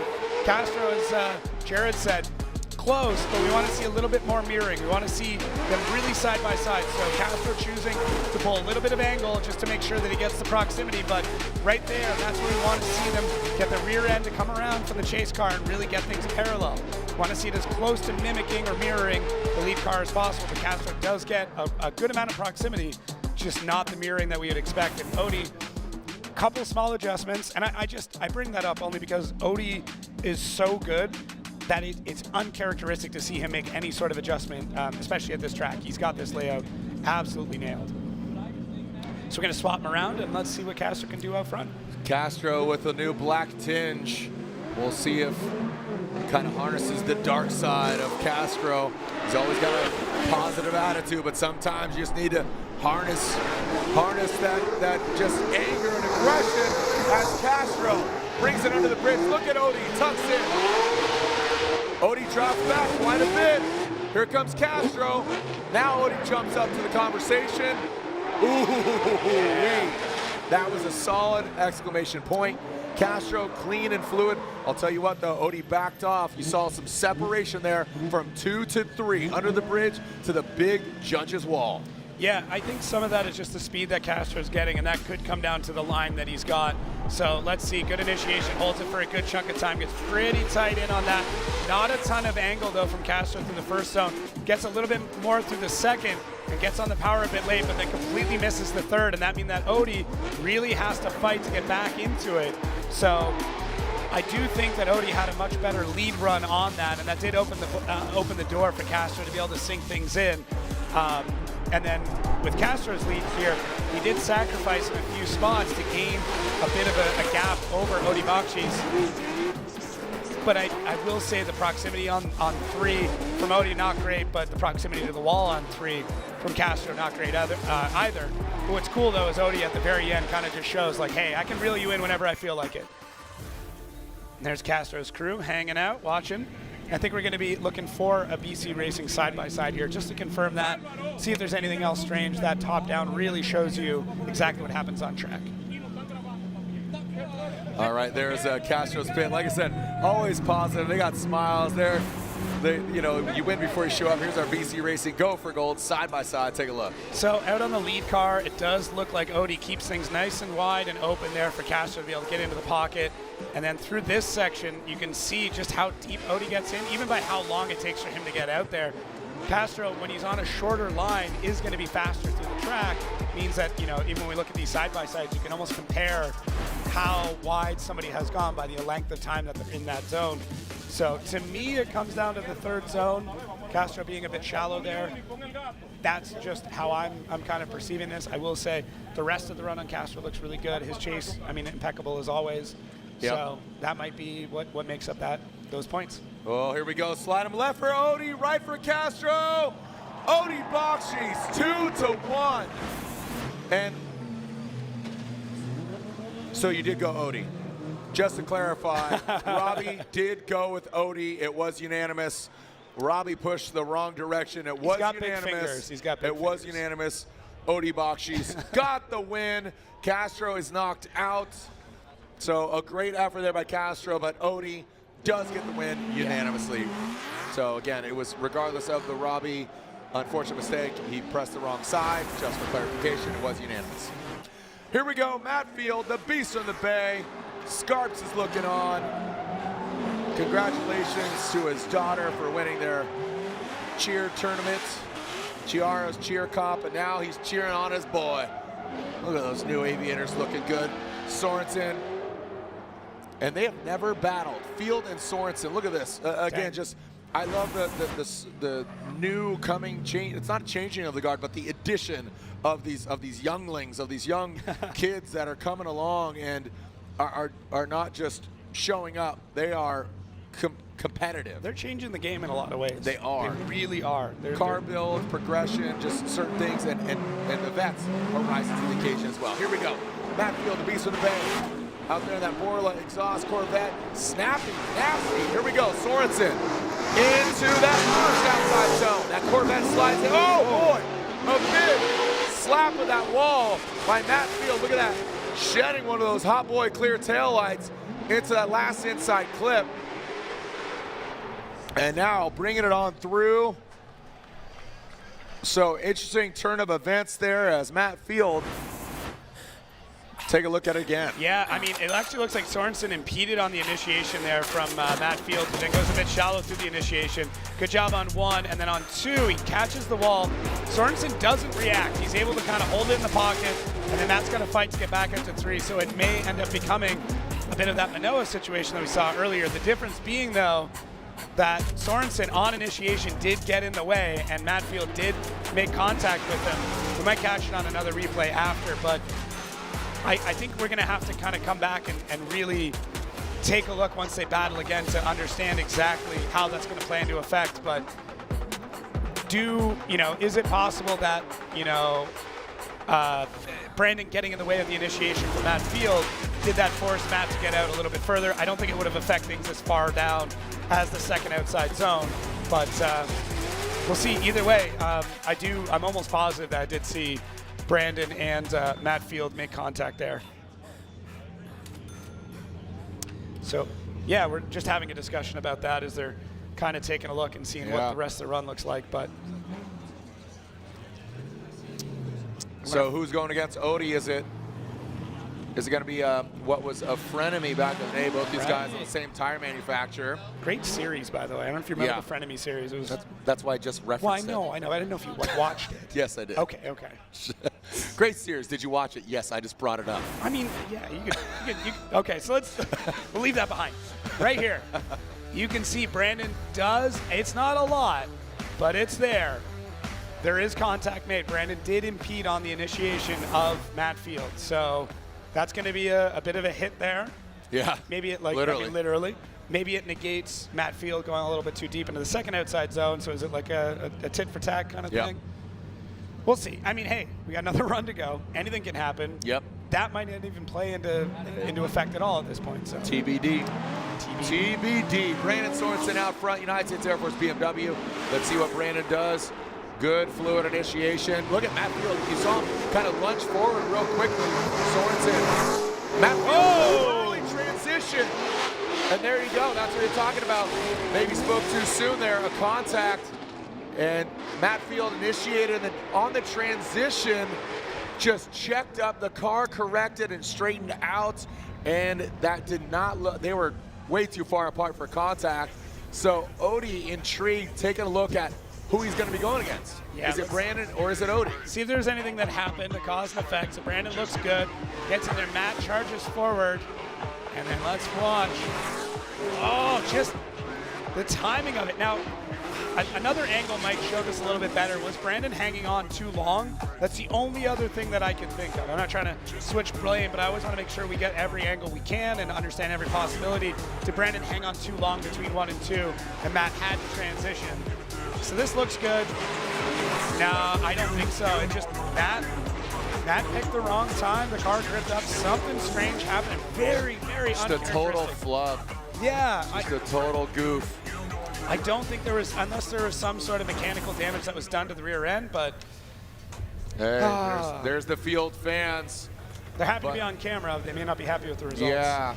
Yeah. I mean, they're cheering for Matt, the boiler exhaust. Could see him with the kits, but don't know if that's going to be enough. You're looking at the rear. Oh, I think no, that's Kevin. we're just going right to it. Here we go. Slide him left for Field, right for Sorenson. And yeah, that mistake just too much to offset. Brandon Sorenson gets the victory and advances on. The United States Air Force BMW will be going against Odie Bachis. So Field retired early here in 16. Sorenson popping the hood. That's not a great sign, but we'll see. It might be something small. It's like, we're good. High five. There you go. All right. Given the fridge, you just got the touch of the cold. A little ice cold touch from the fridge. The old mayor. The old mayor. Blessing you. Brandon jumps back behind the wheel of his trusty steed, and we advance on to 16. Look at this, ripping through the top 16, brought to you by O'Reilly Auto Parts. James Dean and Connor Shanahan, top left in all Irish battle. Forsberg versus Adam LZ, a veteran versus, again, one of those popular drivers at FD, Odie Bachis versus Sorenson. And now look at that, a Toyota battle and Tuerck and Hobson. We'll take a short break here on Shoreline, where it's going down October 17th and 18th. Buy your tickets now, formulad.com/LB2, the number 2.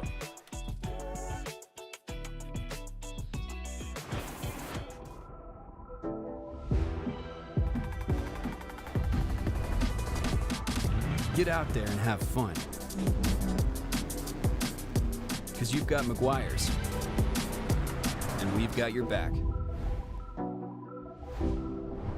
From wash, to paint care, to maintenance and more, McGuire's has your hybrid ceramic solution for every adventure. McGuire's, reflect your passion. Link ECU, let's get it. We got the spiciest K-Series built. Supercharged Ford Eliminator engine. Oh, good old SR20. Blink Monsoon is so rowdy. Naturally aspirated, 1,000 horsepower, LS-based engine, and then we're going to add nitrous on top of it. Running an S54 controlled by Link ECU. Link direct injection EcoBoost Fox body. I actually put an FA24 in it. B58, E46, Link ECU. No matter what engine you have, it's a stock K24 or it's a 1,000 wheel 2J. Link ECU all day.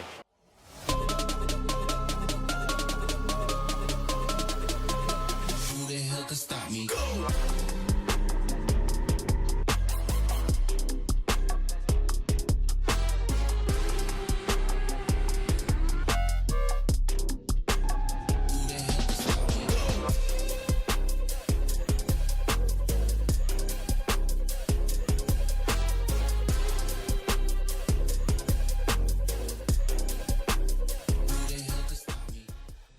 There's no better way to test your tires than on the racetrack. That's why at Kenda Tires, we compete with the same tires we sell. And that's how the technology built into every Vesda UHP Max Plus tire goes from podium to pavement. Whether you're a professional driver chasing podiums or a grassroots enthusiast looking for weekend excitement, Kenda tires are designed for your journey.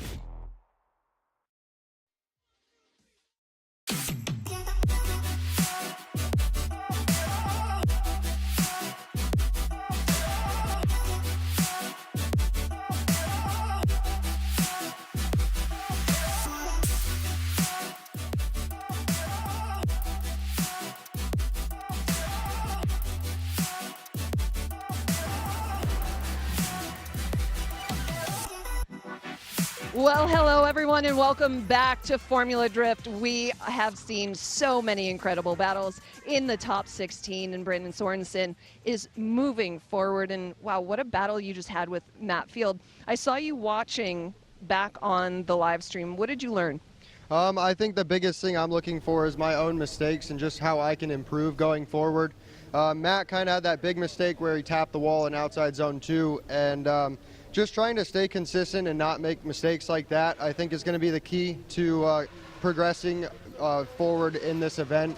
But so far, we're doing good, and just trying to take it like one battle at a time. Yeah, absolutely. And what are the track conditions like?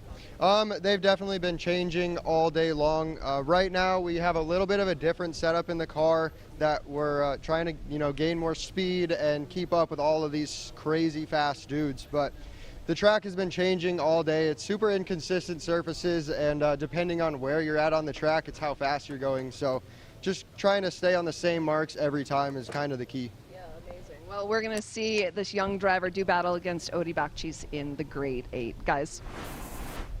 Brandon Sorenson, repping the United States Air Force. Now it's time for Air Force Aim High Trivia. Which U.S. Air Force aircraft can fly on the edge of space? Is it A, MQ-9, the U-2, the CV-22, or finally the F-22? Brian, do you know? Do you know? Okay. I'm saying it out loud, Brian's saying B. He doesn't know. But basically, go to, if you're watching at home, go down there into the bottom right below the screen. Answer the Aim High Air Force Trivia. Thank you for their support. Craig Cowan from Hot Wheels in the building. How we doing, Craig? All right, here we go. These guys were testing at Willow last week, but here we go. All Toyota. Frederick Aasbo, Ken Gushi. Yes, sir. There we go. Frederick Aasbo, the hammer being dropped. Ken Gushi, he's back there. He's kind of trying to catch the Supra of Frederick Aasbo. All Toyota, all GR, all Gazoo. Supra 86. All Kenda. These guys are going for it. I really like the transition between 1 and 2 of Frederick Aasbo. It was as soon as it happened. It looks powerful. Oh, it does. Yeah, it's just the way he's able to kind of keep it in throttle and load the car up and shoot it across. It's, I mean, yeah, you'll see it here on the replay, but big fan of it. So yeah, Ken Gushi, Frederick Aasbo. Sorry, yeah. Ken Gushi, Frederick Aasbo, Toyota, new tire, Kenda. Both these guys, look at this winning percentage, 76, 18 wins. Like, I mean, this guy, I mean, he's ridiculous. Yeah, absolute legend, that is for sure. So Aasbo does a really good job. Same thing, staying off those rumble strips between 1 and then right there, just the way he's able to power into 2. It's not that it's hard to chase, it's just that he's able to keep so much speed through there where a lot of drivers will sort of slow down. Aasbo's able to keep the speed, if not pick up speed. And then Ken Gushi in the chase here, like the way that he's able to anticipate coming out of 1 as he comes through 2. It just transitions a little bit earlier and has to fight to get out. Now, Aasbo not all the way out to 3. You do see that left foot brake in order to get the car to push out that little bit further. And then nice and wide swing out to the wall through that inside clip. So I think Ken kind of went through what I went through there. He was just in awe of the speed that Aasbo was able to keep between 1 and 2. Yeah, it just looked really good. Like you said, it just has that power in the transition. It doesn't let it float. It's like it just constantly gripping up. It has an active side bite, ripping in under the bridge. Here we go. Can Gushi deliver like Aasbo did out front? Kenshiro Gushi, there we go. That Toyota Gazoo Racing GR86 transitions in. Like I said, that's smoother. That allowed Frederick Aasbo to tuck into that pocket. Gushi doesn't get all the way out there. He's not utilizing all the course. This is where the Norwegian Hammer is going to drive the nail down into the track.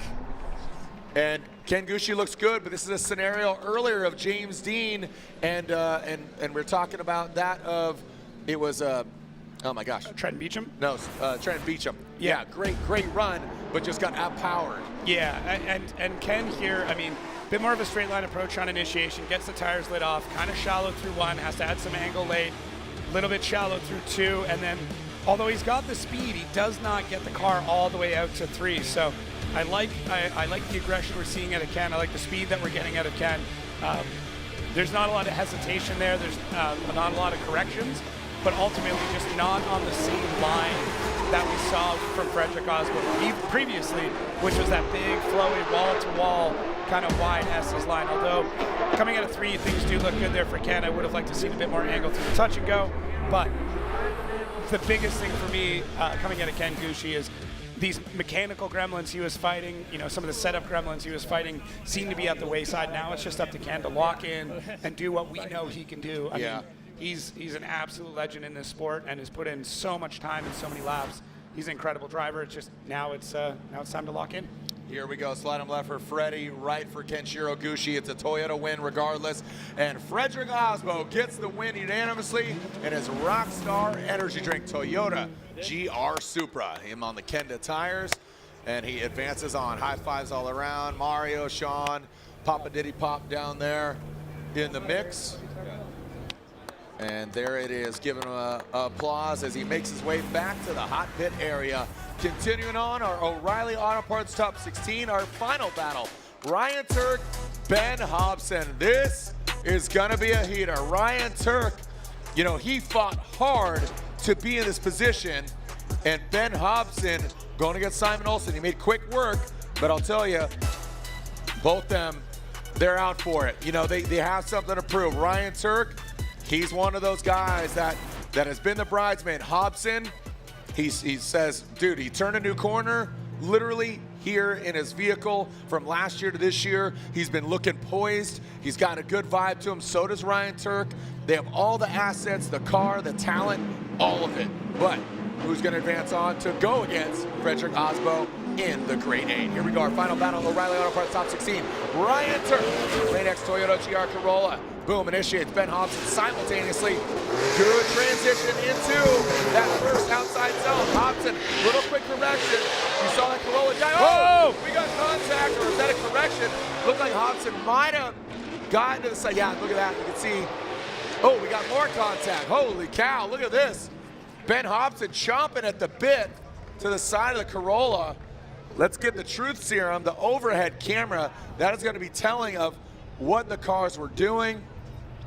Overhead, a great shot there. Let's run it back, Jacob. Yeah, biggest thing we'd be looking for is there any contact between the two drivers? Was Ben too aggressive? Things look really good here from Ryan Tuerck, nice and stable. As we come through this section, does Ben Hobson get into this? No, he doesn't. He doesn't. There's just, I don't know if that's getting into the marbles. No, I agree. From our previous angle, the way that Ben was charging in, it did look like Ben had probably made contact. But as we get into these overheads, I don't know if Ryan got too deep before they got into three and got into marbles. And just the car, scrubbed out. Just slightly straightened out and went towards the natural race line. Yeah. And then just kind of initiated. Dang. So a shimmy into that outside zone 3. And that's why with that angle, it almost looked like contact, but then adjusted as Aasbo looks on. He knows he's going against one of these drivers, so he's really analyzing and maybe just witnessing, will it be his Toyota teammate, or is he going against the Ford Mustang of Ben Hobson? So I'll tell you what, Hobson, if he drives this properly, he could take out Ryan Tuerck, who is a veteran. Yeah, this is I mean, it's a stressful moment for Ben Hobson. Your spotter's going to be telling you, like, hey, he did make a mistake, you didn't make contact, you're in the clear, you've got an advantage. don't get in your head about it, just drive your drive. I mean, that's what I'd be telling him. Yeah. Maybe he didn't say anything, maybe he just said, yeah, man, you got a lot of work to do. I have no idea. But either way, Ben Hobson's got it. Oh my gosh. Yep, here we go. Look at this. Ben Hobson throws it out there. He cuts up short. Another short sheet. He short sheets himself. Comes up. But Ryan Tuerck right there in the pocket. He's going to apply the pressure. Now you got to think. Ryan, okay. So some mistakes on either side in the lead run. Consider this. Ryan Tuerck prepped. Car, built Papadakis. He's got his own team operating the car, but the overall build. Also, who does he have in his corner? Chelsea Denofa. What did Chelsea drive? A Mustang RTR. Yeah. He knows how that car reacts. He knows what to expect. He's going to have some insight there, but push comes to shove. It's Hobson behind the wheel. Ben really aggressive, but does choke just a touch there on initiation. Then shallow in 1, shallow in 2. Does not give the opportunity for Tuerck to really get into the chase. Cleans things up for the 3rd. Then a good job through our touch and go here, back on the throttle, and has a really nice arc to that inside clip. So to me, what it comes down to when we start looking at mistakes, how many mistakes were made? To me, I see at least 2 from Ben, but I saw a really big one from Ryan Tuerck. How does You're talking about in the lead run? Yeah, in the leads. So just looking at the leads and breaking those down, because really that's going to dictate how the chase car is behind you. Man, so tough though, so heartbreaking for Ben Hobson. This looked good, but there was kind of a hesitation there. He does cut a tighter line, and that tighter line means he's not able to get all the way out to 1. Then he just transitions super early in 2. He's able to e-brake, get it out to 3, adds a ton of angle to get back around and get on the correct line. Touch and go looks good, and then a really nice arc to the inside clip. Whereas Ryan Tuerck looked good on 1, looked good on 2, and just had that weird big correction where the back end just kind of gripped up. But he was able to make the rest of the run look good. Ben Hobson had those 2 mistakes there. So is it like, 2 smaller mistakes versus 1 bigger mistake? I always default to the lead. I go, if I'm trying to figure out who's going to get this decision, because if you don't have that good lead, how's the chase going to have something solid? Yeah, if you're trash out front, how do you follow that? It's a hard act to follow. Tuerck did a great job chasing what Ben was providing, and that being said, Ben did a really good job chasing Tuerck, and even adapted to that mistake that Tuerck did without overshooting or colliding into him. So not how we want a 1 more time to go. We always want a 1 more time to be because they had incredible runs. But maybe I don't think this is deserving of 1 more time. No. Not because you don't want to award kind of a lackluster run, but I'm just saying I think there's enough either driving prowess on one side of it to outpower the other. Yeah. And I'm not saying which way. Tuerck, I don't know, if it was something weird that happened with the car, Tuerck just made a very large correction to push the car out wider. I doubt that was intentional. Even in the chases, though, they're pretty close, given what was provided to them in the lead. So rough one from both, not indicative of their driving on either sense. Man, really tough, heartbreaking for both. Yep. All right, so again, this is our final battle of the O'Reilly Auto Parts top 16. Who's going against Frederick Aasbo? Dennis Trillis, be sure to go by Ism Brewing here in Long Beach. Get your send at Long Beach Beer Craft, and Ryan Tuerck gets the win. Ryan Tuerck gets the win, advancing on Ben Hobson, and that was the way I was leaning. Yeah. The judges are conversing. We'll get some words with them real quick. So, Robbie, real quick, we're going to go to commercial break, but I agree with you. What's up? Things that Hobson did when he was in the lead, he crossed a little bit on the inside part of before the outside zone 1 where the rumble strip is, and he totally misses outside zone 1 and 2, and those are pretty major in the lead run, and that kind of sets the pace of the track. Now, Tuerck did make a huge mistake at outside zone 3. We wanted to see if he straightened completely or not, and he didn't, and I'd have to say that Hobson wasn't too close to the point where he was affected a lot by Tuerck. He did have to avoid Tuerck. But the big mistake that was made by Tuerck, it was outweighed by the 3 mistakes that Hobson made. Thank you so much, Robin Ishida. And there you have it. So thank you so much to the boys. Ryan Tuerck advances on. It's all Toyota in the Grade 8. That final battle, our Grade 8 is set. Next up, we have our next bets, Great 8. When we return, don't go anywhere. The streets of Long Beach. There's the bracket. This is how it's shaping up here on the streets of Long Beach. Don't go anywhere. We'll be right back here. Round 1 of the Formula Drift Pro Championship. I'm Jared Deanda. We'll send it when we come back.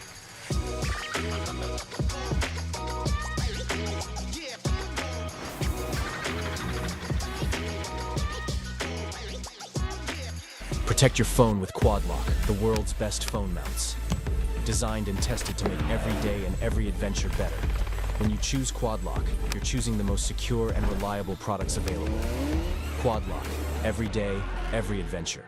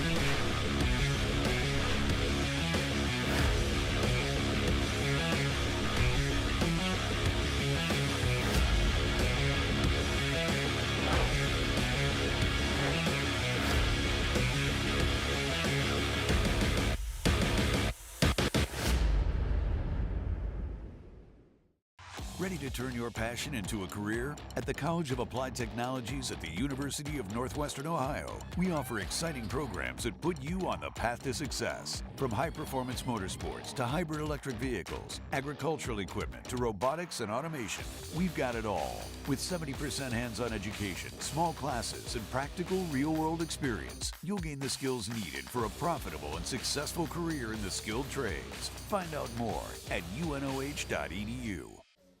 Looking for what comes next? For that moment when everything finally...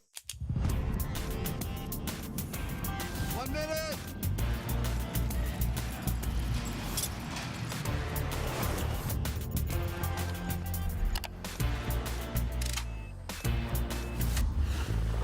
Whichever path you choose, it starts here.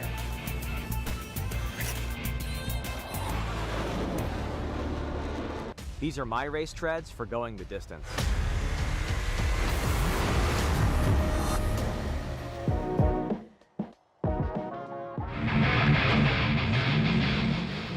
And here it is, it's official, October 17th and 18th.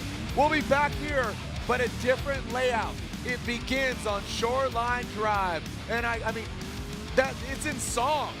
So here we are, this is the layout. Again, digital. You can see we're going to be utilizing where grandstands 21 are.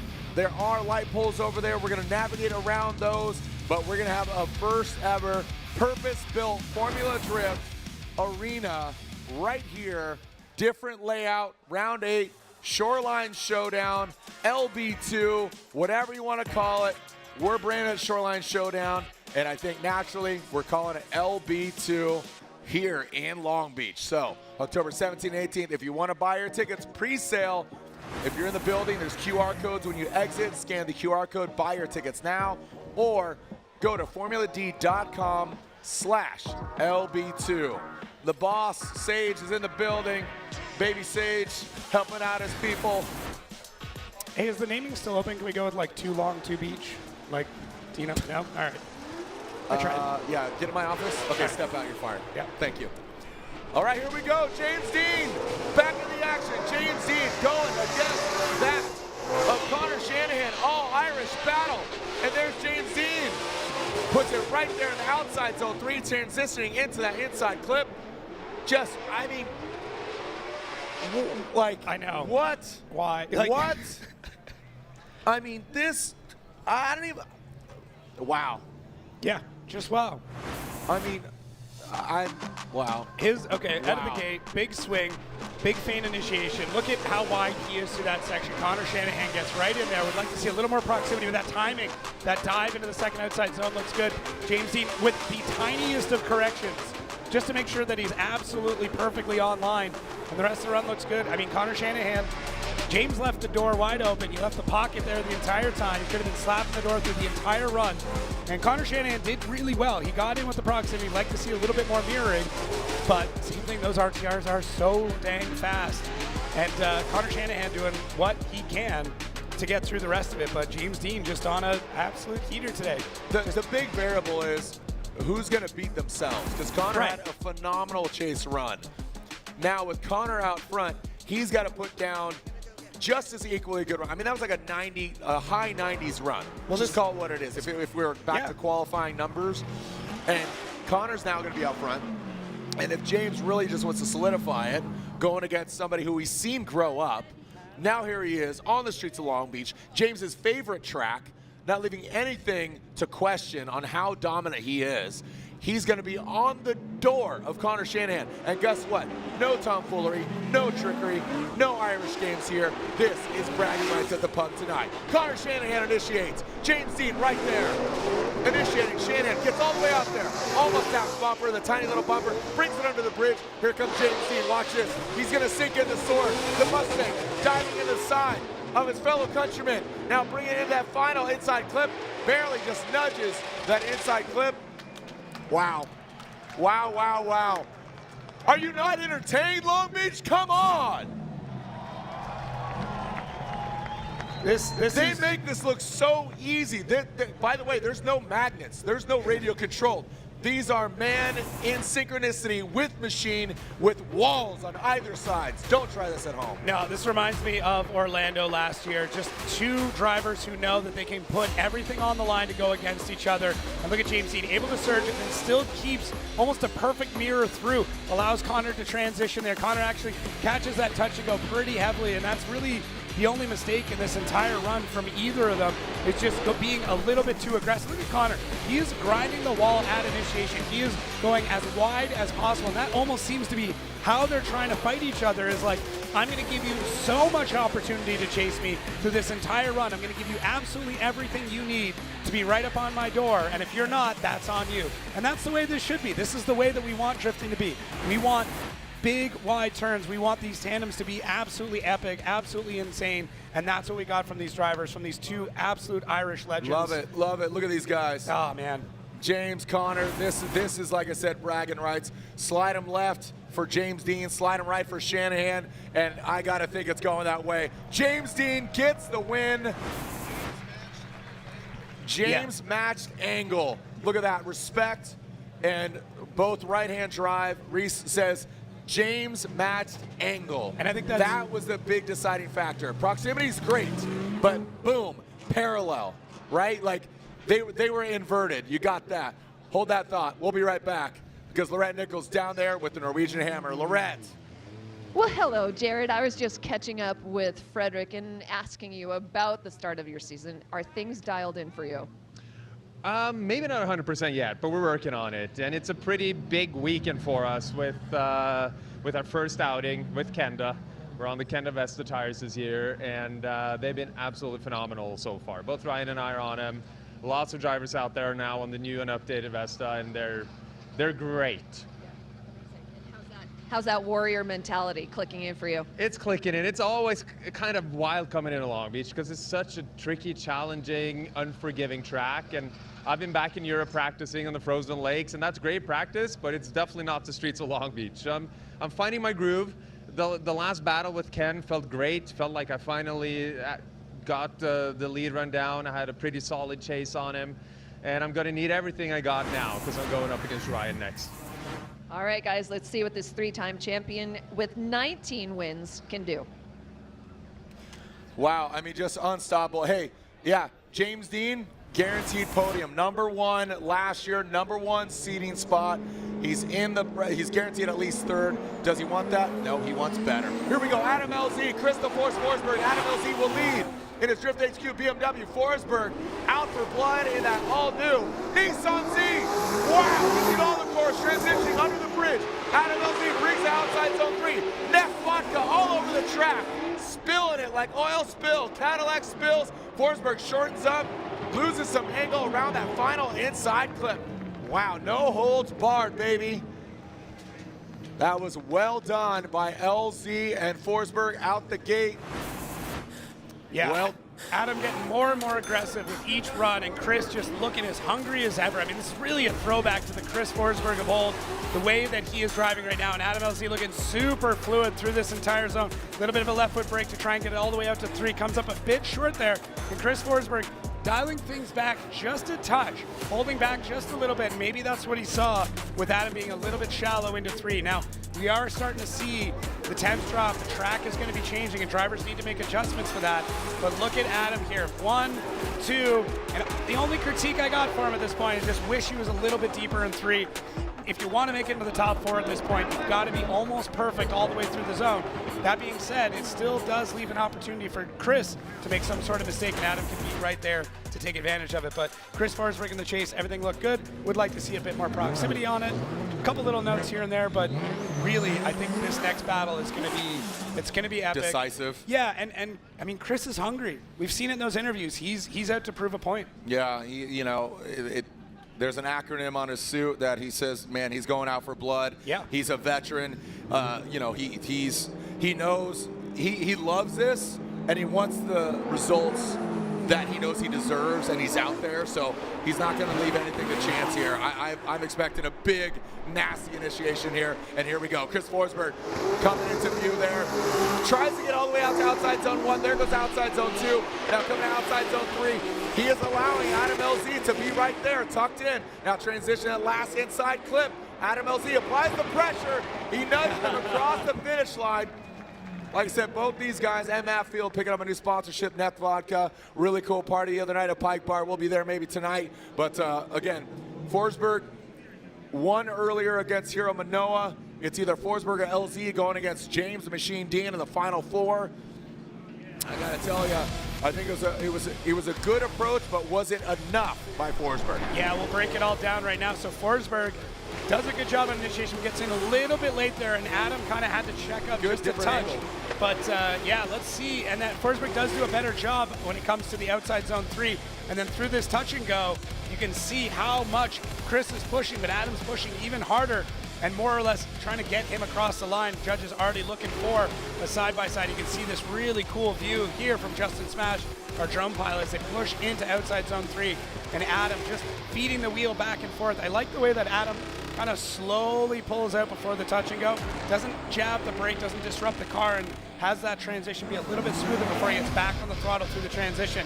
Right here, we're looking at this initiation from Chris. Big e-brake pull. You can see Adam almost at more angle as they get back on throttle. Adam's got to make an adjustment to push out wide to the first outside zone. And this outside zone 3 is what we were talking about before. Chris does a good job through it. Adam has the proximity, and it actually has a little bit less angle, but then kind of slides back to then load the car up and shoot after they go through the touch and go. So, oh, shoot. Oh, shoot. So that angle, at second glance, that overhead, the truth serum as we've branded it, really was telling that Chris did get out further than anticipated, and LZ didn't exactly mimic that angle on initiation. He was able to catch him as Forsberg kind of kept it off the wall in outside zone 2, and that was right there. So slide him left for LZ, right for Forsberg. One more time. One more time. They're going at it again. And a one more time for LZ and Forsberg. And as we advance on into one more time, 2 more battles in the Great 8s. Let's throw it down to Laurent Nickel. Again, another New Hampshire kid down there. Laurent. Yeah, that's right, absolutely, from Merrimack, New Hampshire. Ryan, live for your die. You are making minor adjustments as you go along. Is there anything moving forward going against your teammate in the Grade 8 that you think that you have to work on? Not a ton. Obviously, I made a mistake against Hobson in a lead position, so I just want to clean that up, and the boys are putting in a little work to hopefully rectify that situation. And yeah, just go out there, be clean, just try to drive as clean as possible, put on a good lead. The judges are really being critical about the leads, so I'm just trying to be as good as I can on that, and then just follow it up with a solid chase lap with minimal mistakes and some good proximity. Best of luck, Ryan. Thanks for your time, guys. Hey, Hot Wheels for Days, baby. 43, new for 2025. Craig Callum in the building. As we are ready to see our next battle, we got Odi Bachis versus Brandon Sorenson. Odie Bachis, man, you barely see through that the smoke accumulated there on the start. Here goes Odie Bachis, field suspension, S15, now lifting into that outside zone. Boom, look at that. Oh, nice kiss. Bachis back it in Bachis. Brandon Sorenson tucks it in. He mimics it barely, and then just got right back out into that final inside clip, brings it on around. Well done, Odie Bachis and Brandon Sorenson. What are your thoughts there, Jacob? Yeah, Odie is a man possessed, that's for sure. And what I like to see out of Brandon is the amount of aggression. I would like to see a little bit more mirroring out of it, but he's bringing that fight to Odie's door. Now, Odie does go pretty narrow there on that first inside, well, not inside clip, but where that rumble strip is. And then you see that left foot brake drag from Odie Bachis as he goes nice and deep into the third outside zone and really uses that touch and go. We're almost seeing drivers now kind of bumping the touch and go and slingshotting it to get a nice drive out of that inside clip, whether it's on purpose or by accident. It's happening. But the amount of grip that Odie's able to get out of that field suspension, S14.9, is crazy. Just able to dig out, and then Brandon's got all the answers to it, though. He's not letting Odie get away. He's not letting Odie kind of roll on him, even though Odie is filling these zones quite well. He's getting out to it, but we are still seeing some adjustments to make sure to fill all of it. So Odie has everything there. He just still has to make a few adjustments to get where he needs to be. Brandon has all the aggression, all the proximity, just a little bit more angle in order to have that perfect run. So both of them right on the precipice of having these absolutely phenomenal and perfect runs that they're going to need to have when they get into the top four, potentially even into the finals. So swap them around.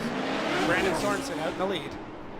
Let's see what Brandon Sorenson's got for us out front. Boom, gets all the way out there, just kissing. That Odie Bachis took a very shallow line under the bridge, outside zone 2, does not get all the way out there, but I want to see that different angle. Odie dives in, he gets aggressive.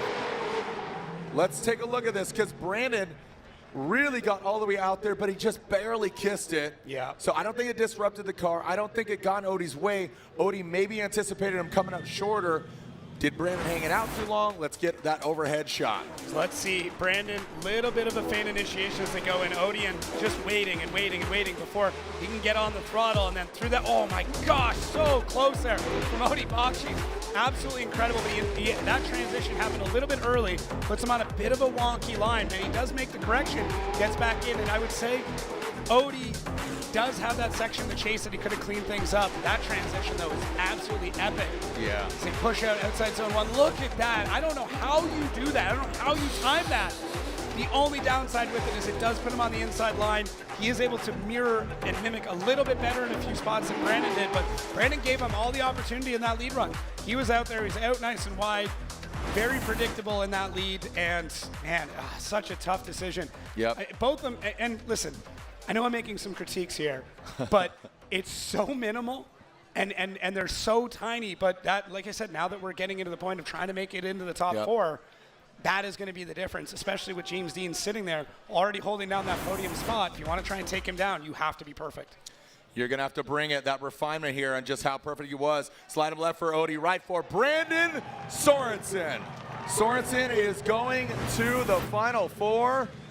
Brandon Sorenson's going to the Final Four. Remember, we have the one more time of Forsberg and Adam LZ. And right now, Frederick Aasbo, Ryan Tuerck for their first battle. As we are waiting to see who pulls up. There's Sorenson. Wow, taking down Odie Bachis. Yeah. Well done. I mean, we talked about him being a season favorite, and maybe we just completely, missed out on what Brandon Sorenson's able to do. He's kind of a quiet guy, and I mean, so is Odie Bachis, but Brandon Sorenson really, really holding his own here. And we can chat with the judges a little bit. Yeah, let's bring in Reese real quick here. This is how the bracket is shaping up. Reese, explain, if you will, Sorenson and Odie Bachis. Yeah, Sorenson and Odie it was an amazing battle, but ultimately what it comes down to is that when we see the transition from Odie from OZ1 going into OZ2, you see he cuts his line, goes on the inside. He does manage to get back in, but that error was just too big, and Sorenson gets the win. Thank you. Yeah. Hey, don't take my job, okay? No, he's I'm been pretty good. the only one allowed. No, I'm just kidding. Just kidding. No, well, again, that was pretty cut and dry, but to elaborate, so I'll tell you what, this is unbelievable. We have 2 drivers already in the Final Four. 3rd place is dictated by highest qualifying driver. James Dean is our #1 seeded. Don't worry, more drifting action. We come back here on the streets of Long Beach. Remember, round 8, buy your tickets now, FormulaD.com/LB2.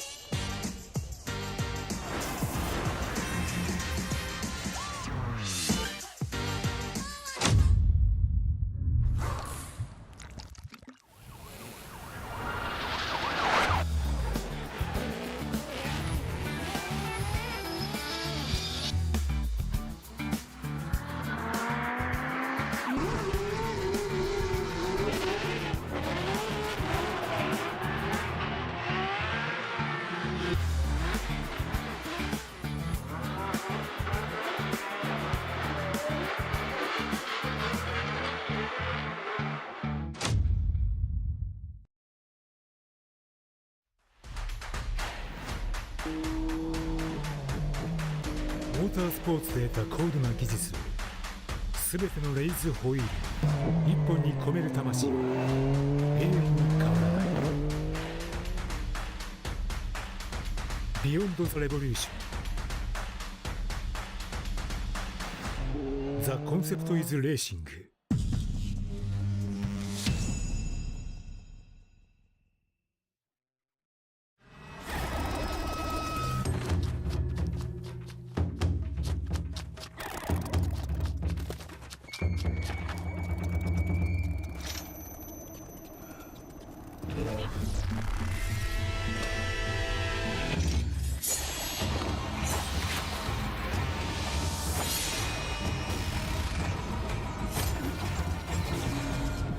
Made in Japan.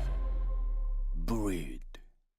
New Fast Orange Body Wash was formulated specifically with mechanics in mind from the #1 brand in heavy-duty hand cleaning. You never know what you're getting into when you're working in the shop. The new body wash takes care of everything from my dirty hands, arms, and face to simply make me feel clean all over. Tiny wax beads help get the toughest dirt out, while also taking care of the strongest automotive odors like fuel, oil, and exhaust too. It's ideal for those areas of skin that are exposed to grease and grime during the day, but gentle enough to use all over your body. Find new Fast Orange Body Wash at O'Reilly Auto Parts.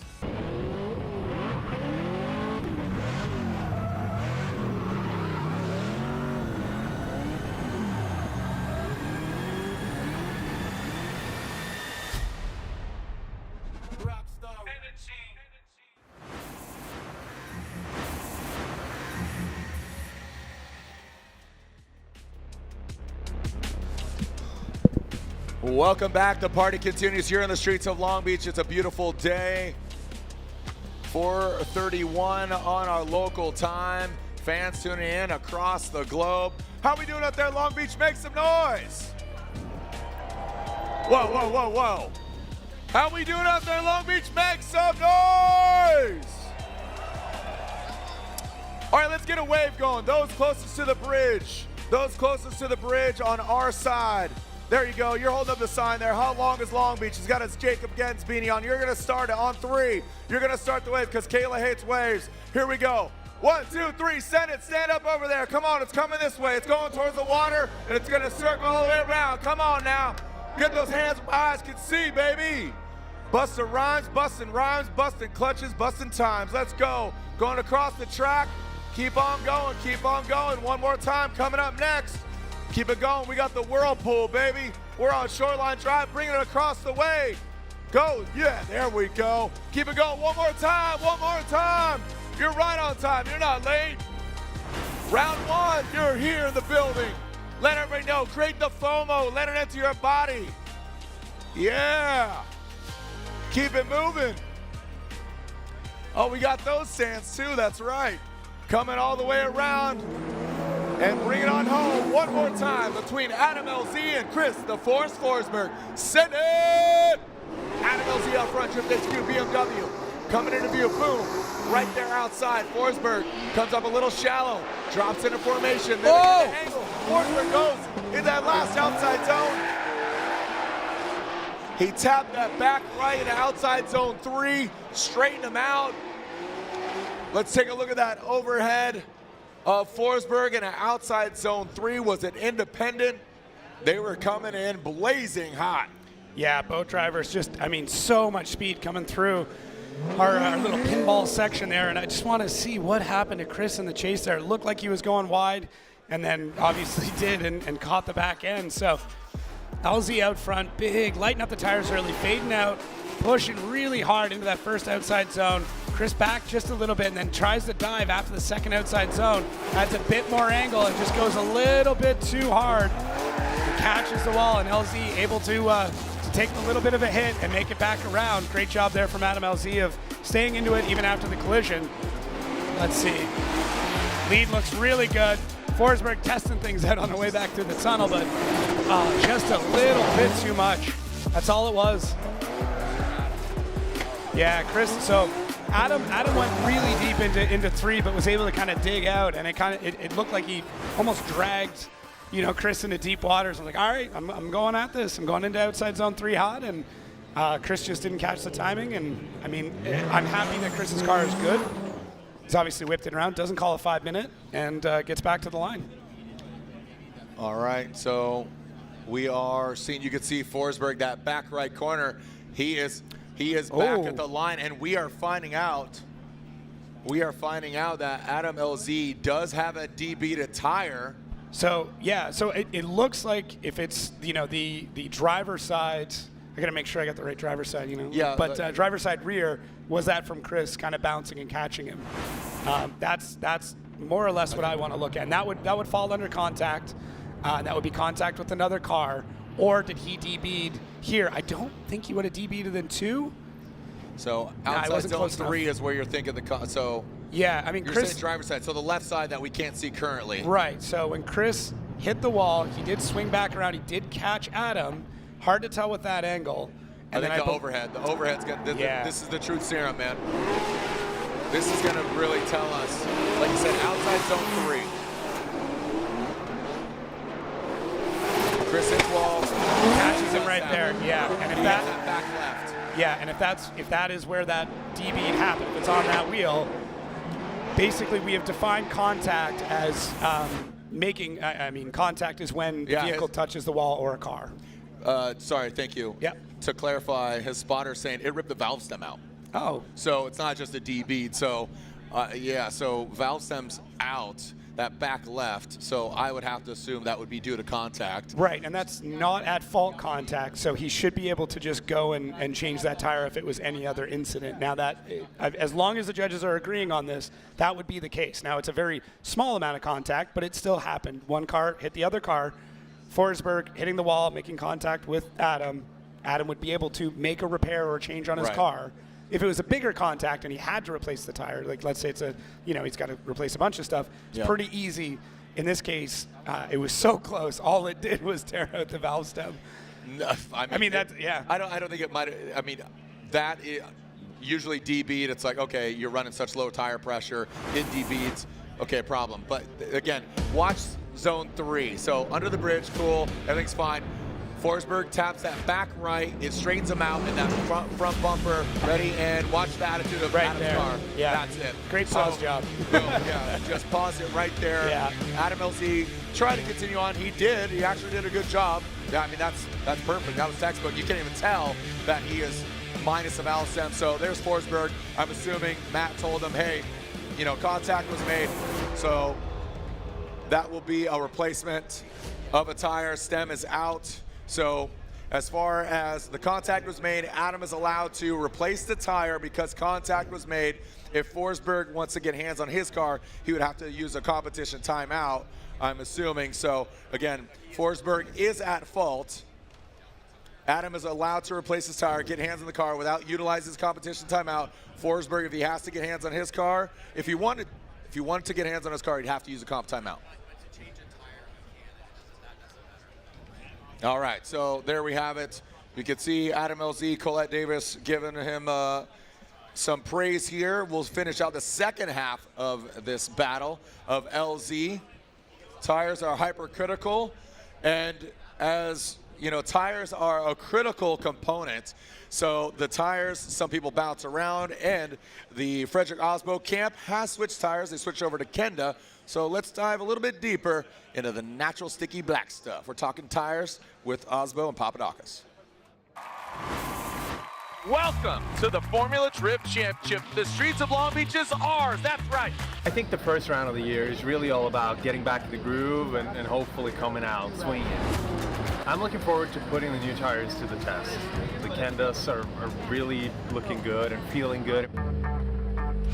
But of course, we want to know how to really set the car up before we've put them through their paces in competition. You'll see us on the top of the podium. The vibe within the team is probably better than it's ever been. We're here to have fun, and we're trying to not pressure ourselves too much. And I typically tend to do better when I'm able to reduce some of that pressure.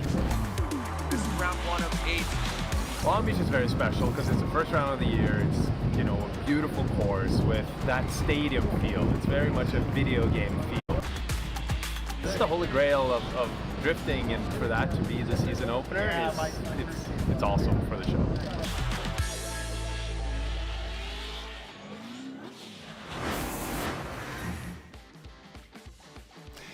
There are the cars staged. Aasbo and Tuerck. Sorenson. The only other driver we are not seeing is James the Machine Dean. That is right at the entrance of the Long Beach Performing Arts Center. That's where the fans queued up. I think, you know, Sorenson playing some games there, little head games, just waiting in the wings. Be like, all right, boys, who's going up against me? One of them. Yeah. Which one of you? By the way, again, expanding on things going down, 43 Institute, which is about, 43 Institute is all about celebrating and perpetuating the Stuke that is Ken Block. So tomorrow, 43 Institute is putting on an event celebrating KB Day, which is 4/3, April 3rd. But tomorrow, car show activities going down Peterson. Go to 43i, 43 Institute on IG, and you can find out some more information. There's auctions going down. There's a link in the bio, 43 Institute at the Peterson.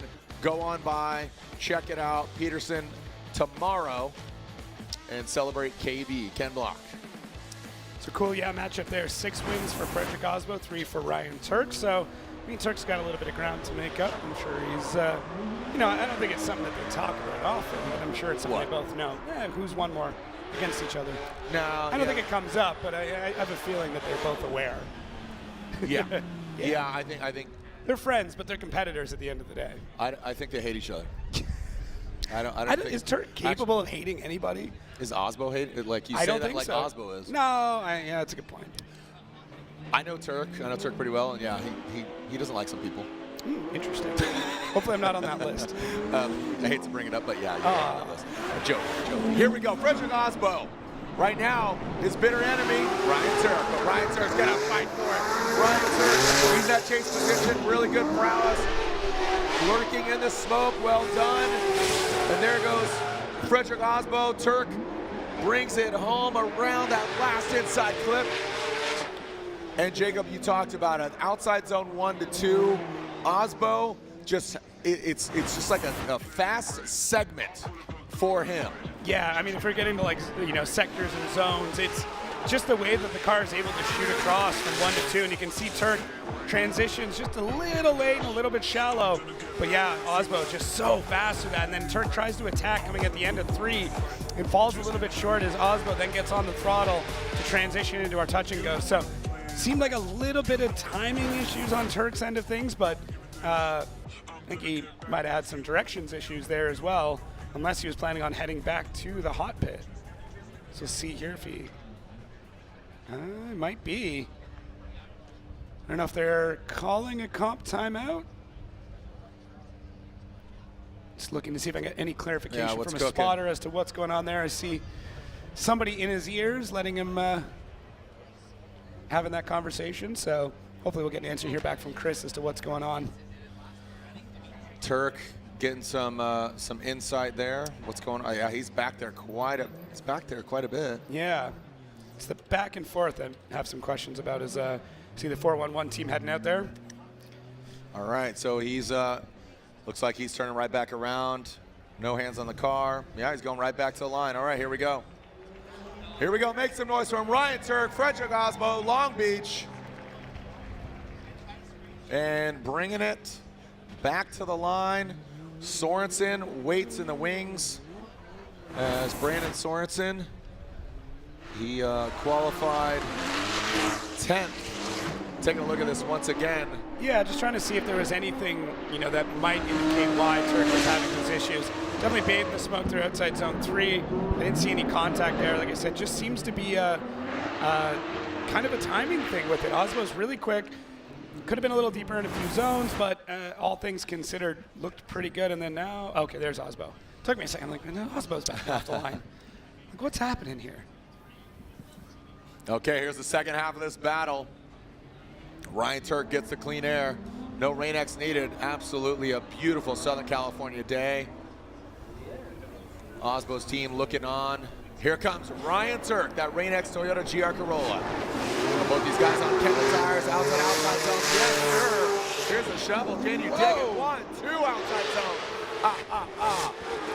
Count clipping point right now. Coming to that final inside clip. Oh, that was beautiful. What a shot right there. Yeah. Great shot by Kemp and the Transition Productions team. Was that enough? Great job. Great lead run by Ryan Tuerck, giving Aasbo the opportunity to chase him down, and Aasbo showed up. So house divided from the Papadakis Racing camp. Aasbo and Tuerck, but again, Tuerck operating his own vehicle. Take a look at it again. Yeah, so Tuerck a little bit later to initiate there. Maybe some hesitation, but first outside zone looked really good. Get into the wall just a touch, and Aasbo's right there. He does a good job of mirroring. Could have had a little bit more angle, but he's pretty close. And Tuerck just very smooth, very consistent. As we said, left a really nice opportunity for the chase. Kind of open the door, left open the pocket. We'll get the turn down by the end of the event, but Tuerck just left all the opportunity he possibly could for Aasbo to get into the pocket, in behind him, mirroring it. Looked good, very smooth run from Tuerck.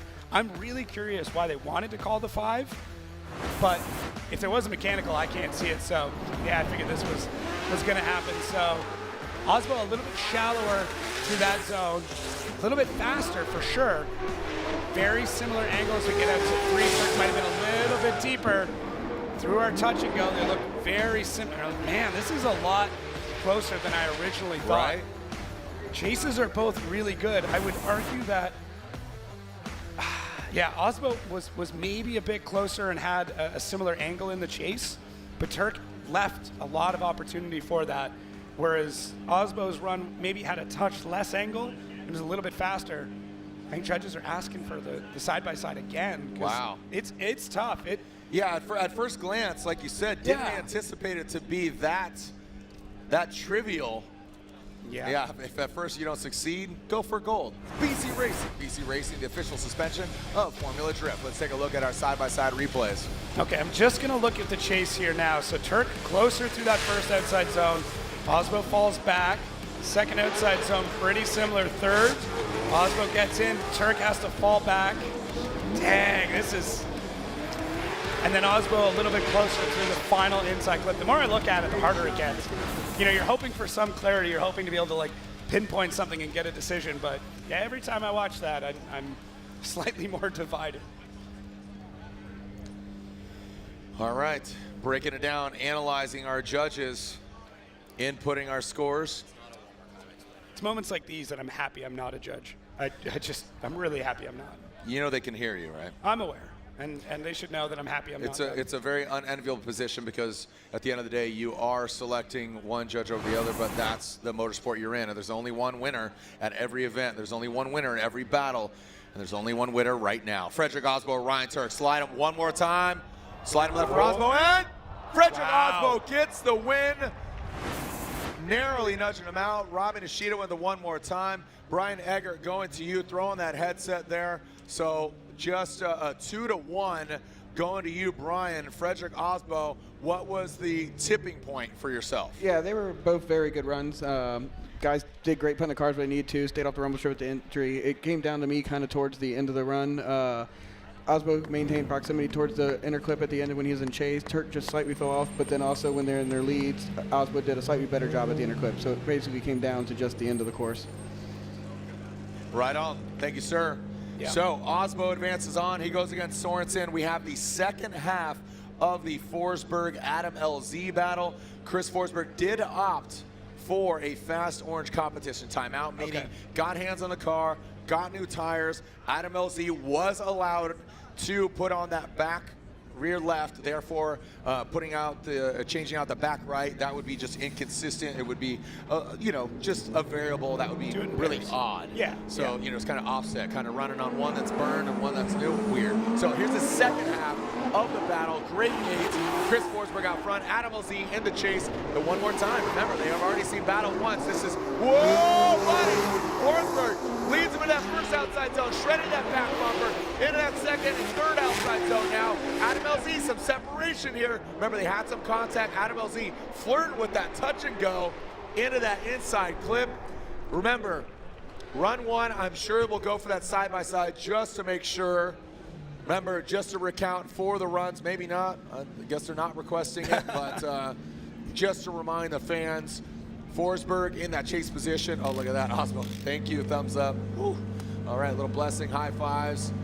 Bigging them up there as Aasbo moves on, but we will recount what goes on there. There is Tuerck and Freddie. You like that? I don't know what they're good. I mean, at the end of the day, they're teammates and friends, and they put on an incredible show as we get our decision. All right, here we go. Slide him left for Adam LZ. So, again, without even looking, I was just trying to remind the fans that the first run, Adam LZ out front, good, clean. Forsberg, unfortunately, hit the wall, straightened out, hit that back left of Adam LZ. Great aggressive drive by Forsberg. He gets knocked down the 8 against Adam LZ. So our final 4 is here. It's been forged. It is set. Type S, the official lighting of Formula Drift. It's about to get lit. James Dean versus Adam LZ. Brandon Sorenson versus Frederick Aasbo. What a final 4. What a beautiful day. Thank you so much to drifting fans across the globe for tuning in. When we come back, the Type S Final 4 is upon us here on the streets of Long Beach. Don't go anywhere.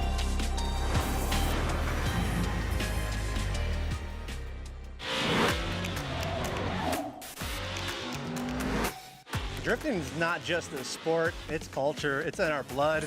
Here we go, Andy Haley. Oh, he is riding that tire right on that white line.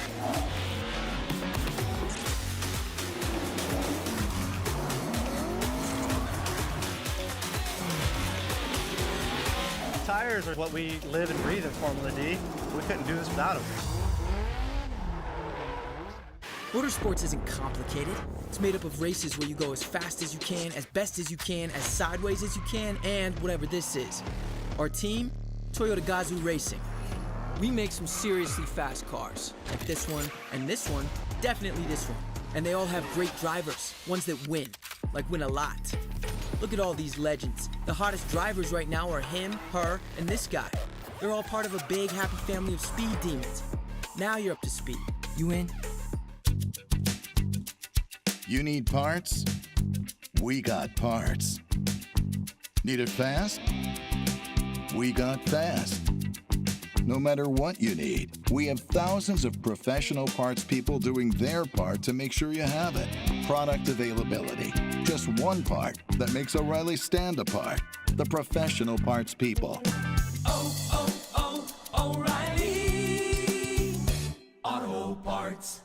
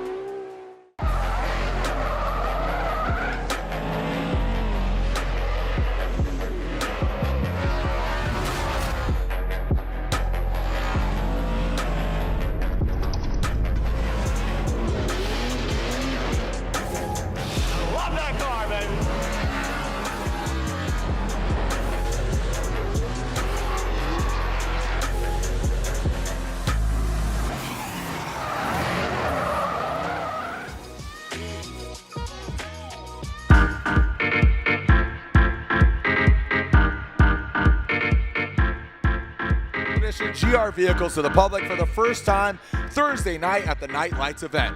These vehicles included the GR Mark V Final Edition, which celebrates the latest generation of sports car to kick off the Gazoo racing brand in the U.S.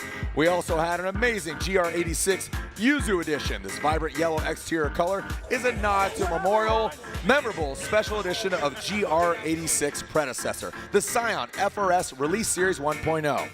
Toyota additionally showcased the GR Corolla development vehicle since the GR Corolla was originally debuted here in FD at 2022. It has been a hit every year. The GR team pushes the boundaries of performance to make the car better year after year. Type S Nightlights, Toyota Gazoo Racing, it went down. So our Final Four is set, and our driver most recently in that is Adam LZ. Lorette Nickel is with him now. Lorette?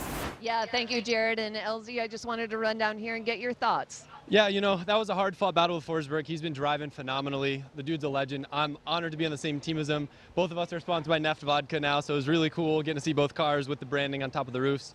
I do feel a little bit bad, though. I know he had a goal to send every GT Radial driver home today.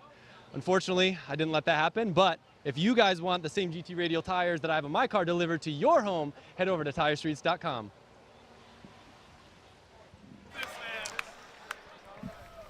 All right, so there we have it. Didn't know there's an infomercial right now. Bye. Just turns anything into an ad. Love Remember it, Heat Wave in Atlanta? Absolutely. Oh, so good. I mean, we're having fun, man. You know what? Formula Drift is the platform. Everybody elevating their experience, so thank you so much for joining us. Hey, Long Beach, you having fun out there? Tell the world. All right, who's going to be at round 8? All right, that should be every one of you. I don't know if you guys heard me. Long Beach. That's okay. All right, here we go. Taking a look at it again. The all-Toyota battle. This is Aasbo and Tuerck. Yeah, so judges, we talked about it before, just back and forth. What it really came down to is this last section here. So the way that they're able to carry it through, Aasbo's last zone in the lead was a little bit cleaner, and in the chase he got a little bit more proximity, and that's it. You know, every foot of this track matters. You need to use all of it. You need to be close in all of it, mirroring. You need to fill every zone and be fluid, and it really came down to maybe 10 feet of the entire track to make that decision. So I'm sure they wish they could be doing this over and over and over again, but at some point we are going to run out of daylight. We do need to make a decision, and ultimately Aasbo had the best final 10 feet to move on to the Final Four with Brandon Sorenson. All right. So Final Four is here. Talking about our Type S Final Four. Our fans, again, Long Beach, I ask you, those that are here in the building, who's going to join us at round 8? It's right here in Long Beach. Who's in the building? Who's going to join us here at round 8? All right, that's some of you. Maybe you can only afford one ticket. I get it. Go to formulad.com/LB2. And if you have, again, if you're just joining us, a couple of years ago, we've been doing the Formula Drift Hall of Fame, and Larry Chen got inducted today. Larry Chen is the first ever non-driver to be inducted into the Formula Drift Hall of Fame.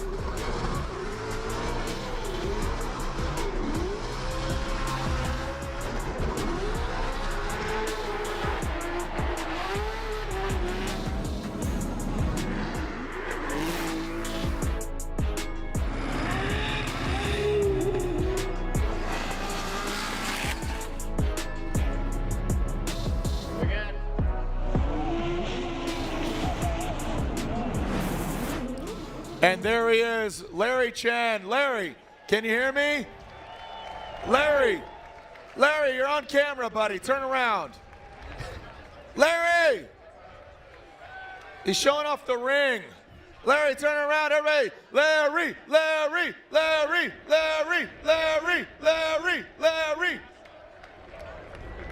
Larry Chen inducted into the Formula Drift Hall of Fame. Proud to call him a friend. Congratulations, there he is. Ryan Sage and Jim Lau, co-founders of Formula Drift, giving him not only his flowers, but a Formula Drift Hall of Fame ring. Jim Lau in the building. Warren, I know you're down there in the PRI SEMA suite. Thanks for joining us out here. Plenty of VIPs in the building. Saw Bucky Lassen earlier, my boy Craig from Hot Wheels. Got TJ Hunt in the building. I mean, the drivers in itself, James Dean, Adam LZ, you know, Brandon Sorenson, Frederick Aasbo. It's pretty amazing. So, yeah, super stoked. Here we are. Here we are. Just like that. Final four, we've got, you know, the current reigning RTR driver versus a former RTR driver, Adam LZ. Right. And yeah, I mean, looking at that, he's got the win over James Dean. And I have to assume, I can't recall, but, you know, they're both in Mustangs, like you said, 2023. Yep.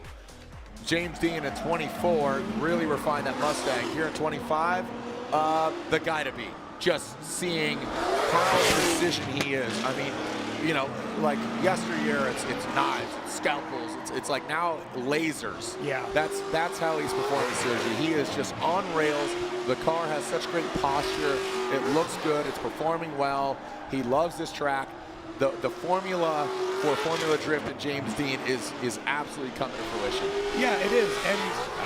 And to rebuttal that, you're talking about Adam LZ, who's driven these cars, understands how they perform, understands the dynamics, and knows how to work within that and around that. And I really do think if there's somebody right now that's going to take this battle to James Dean, who's going to try and, you know, mirror that all the way through, who understands how he drives and what that car is capable of, it's going to be someone who formerly piloted one of these vehicles. So it's a tough ask, but we've seen Adam do incredible things and take down giants before, and it could easily happen again.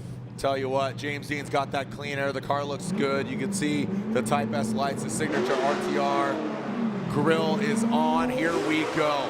James Machine Dean, four-time first ever champ, initiates Adam LZ in tow. Some do a little correction there. There you James Dean getting all the way out there. Transitions under the. Look at that magic. Just slides it on back. Boom. Barely taps that Mustang taillight and bumper. Comes to that last and final inside clip. Textbook. But Adam LZ was right there.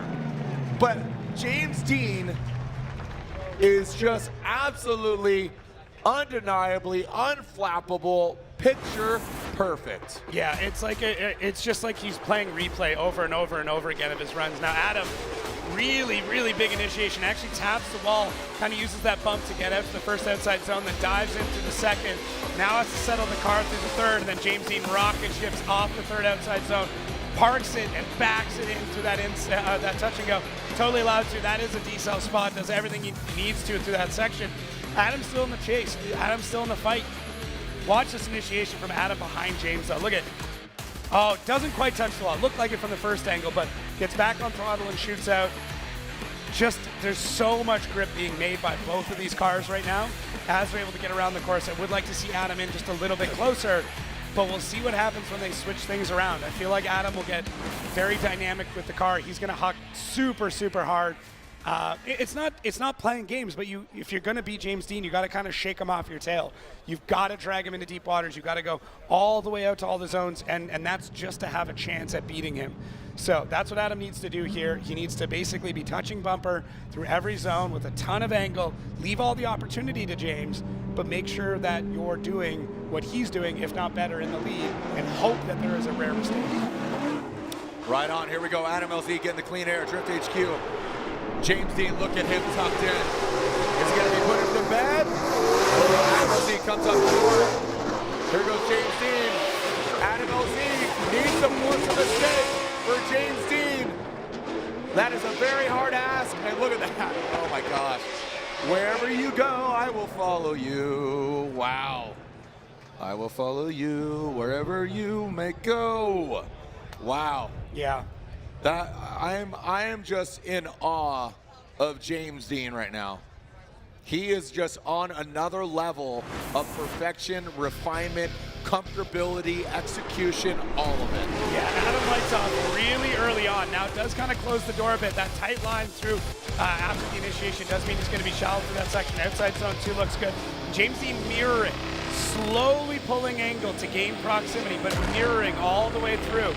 He knows when he needs to make his move to dive in to gain that proximity, and he doesn't do it obviously. James is a gentleman that reads the rule book, listens to the judges, makes the corrections, and then adapts his driving style. Adam LZ up front, you can tell that car is gripped up. He's trying to do everything he can to shake James Dean. It's a little bit shallow on outside zone 1. That just comes through that initiation being kind of tight on that rumble strip. through the initiation point, turn 9 as we call it. That may be all it comes down to, is just not being perfectly on the wall through outside zone 1, being a foot or 2 off is the difference maker right now, but nothing, I mean, Adam's got to be proud of that run. How he adapts. Like, Adam came up short at outside zone 1. I mean, it's undeniable. Adam's just going to be like, yeah, I lost. I mean, that was absolutely spot on. James Dean gets the win. He is going to the finals. And again, Brandon Sorenson qualified 10th, Aasbo qualified 3rd. So Adam LZ could still get 3rd place if Aasbo goes to the finals. Right. But right now, James Dean obviously going to the finals. Brandon qualified 10th, or his seating position. Aasbo finished 3rd last year, so that's how they finished last year. Right. James 1, Aasbo 3, Brandon Sorenson 10th. So if Brandon loses, Adam will get 3rd. Correct. And it'll be James and Aasbo in the finals. If Brandon wins and goes against James Dean, Aasbo gets 3rd here in Long Beach. So right now, it's Brandon Sorenson, Frederick Aasbo to go against each other, the winner against James Dean. Yeah, so Aasbo's pretty much guaranteed that podium. And now it kind of comes down to who's going to come in. I mean, obviously, we still need to figure out 1st and 2nd, but that'll determine 3rd and determine my guests on the podium show. So, which is basically becoming the James Dean show that I host for him. That's the podium show at this point. Yeah. Yeah, I mean, he's always in the conversation. Yeah. He is always. I mean, you know, it just weird. I was just, when you were over here talking, I was talking to Sage. You know, he's just on my right, you're to my left, and just establishing the dominance. You know, if you think pre-COVID, back to back to back, he re-enters the conversation. Vaughn rang him up, says, "Hey, I got a car for you, brother." Comes over, 23, works it out, does some things, breaks the car. Yep. I think that was a blessing, right? Rises from the ashes like a phoenix, and comes back. Well, right now we're talking Aasbo and Sorenson. Again, another veteran versus a rising young talent. Frederick Aasbo, Rockstar Energy Drink, Toyota GR Supra, gets all the way out there. So does Sorenson. He's in that pocket. He's at that angle, parallel, and he does. Look at that. Overhead is going to look sick. There we go. Boom, right to it. Around that inside clip. Brandon does tap it with that front right, meaning it was kind of trailing a little bit. I should say dragon tire across that. I want to see that truth serum, that overhead. Tell you what, Brandon, I just love the way he's progressed. You know, Pro-Am, where he's at, him and his sister Amanda on the Rockstar camp. There's James Dean watching on. I think he said something pretty cheesy. There's Ben Hobson's dad. All right, let's see here. Frederick Aasbo out front, Brandon Sorenson behind. And Freddie does a good job leaving the door open. Now look at Sorenson. It's a great mirroring job. They both touch the wall at the same place, and Brandon dives in just a little bit through that section. You see a little bit of left foot breaking in from Frederick Aasbo. And Brandon hesitates, comes back a little bit so he can make this transition, and does a really good job to mirror it. Brandon's mirroring is on point throughout this. He's got the same angle and the same line as Aasbo. Not quite door to door, but as the judges said, they really want to see that mirroring in the chase. Yep. And Aasbo does everything very well to give Brandon that opportunity to do it. They kind of touch the wall in outside zone 1 in the same spot.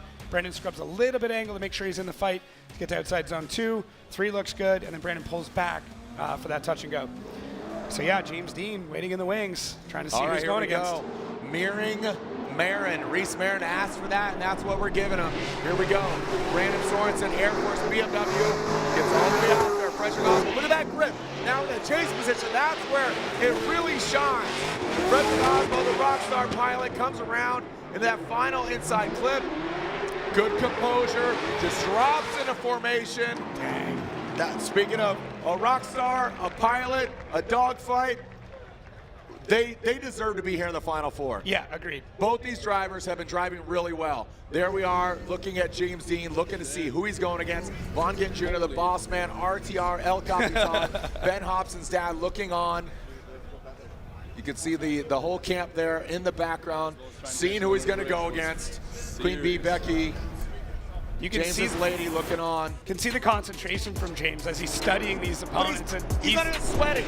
Yeah. Look at that, though. Brandon Sorenson gets on a little bit shallow from that initiation. Aasbo does a good job.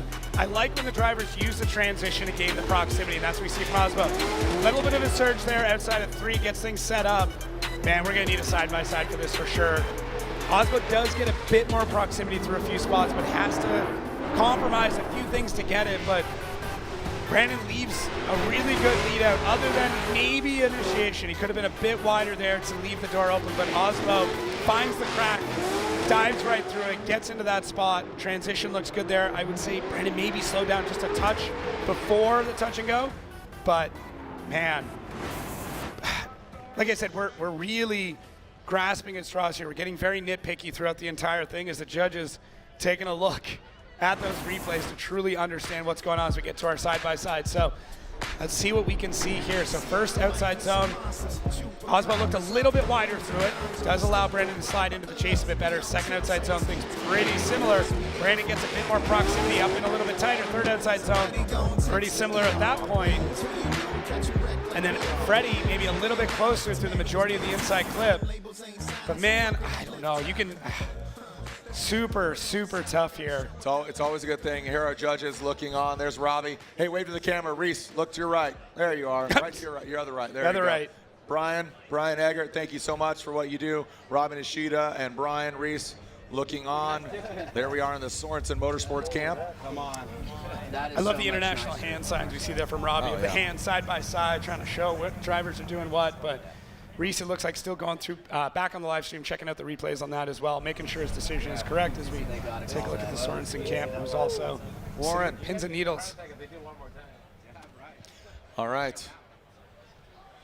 Let's see what we got here from Sorenson and Aasbo. The outcome, James the Machine Dean. Legendary Mike Kojima yeah, there. Buddy. Warren in the building. Later, doggy. You out of here? Thanks for joining us. And here we go. Slide him left for Frederick Aasbo. Aasbo gets the win. The Rockstar pilot gets the victory. Going down to the judges. They're conversing still. And Reese Marin grabs the headset. We're going to talk to him. Reese, going to you. Frederick Aasbo gets the win over Sorenson. Again, 3-time champion, 4-time champion, and it's Aasbo advancing on. Why is that? Yeah, so it was an amazing battle. I mean, Sorenson did a really good job, and so did Aasbo. But in the driver's meeting, we explicitly said going from OZ3 going into the touch and go, you have to leave the pocket open. Aasbo definitely did that. Sorenson left it halfway open. And that kind of just pinches off a little bit, took a little bit more of a beeline in. Very, very subtle, but Aasbo just did a way better job staying deep, keeping angle, allow him to load up his car, do that transition to the touch and go, and Aasbo go ahead and he gets the win. Take your Rightfully so? Yeah. Thank you so much. All right, so fuel, tires, and we are RTR ready to rock. Ireland, Norway. These guys finished 1 and 3 overall in the championship.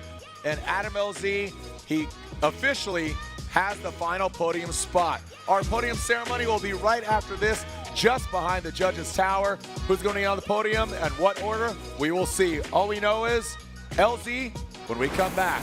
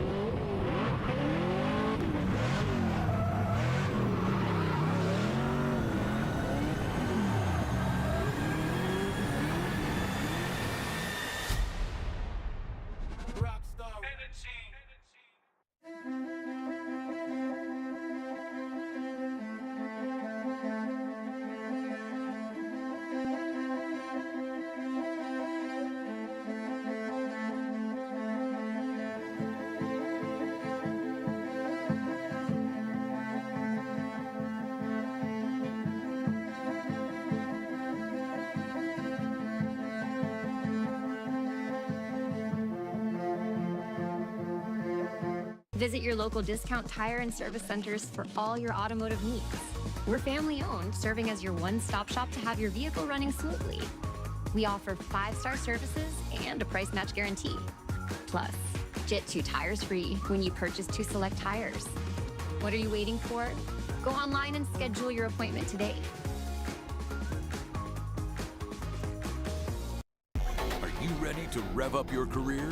At the University of Northwestern Ohio, our high-performance motorsports program puts you in the fast lane with a 70% hands-on education. Learning from the best in the business, you'll master the skills needed to excel in the world of motorsports. From the pits to the paddocks, UNOH students and graduates dominated all facets of racing.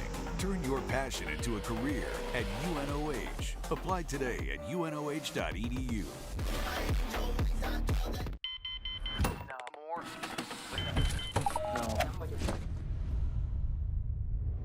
Is this it? This is it!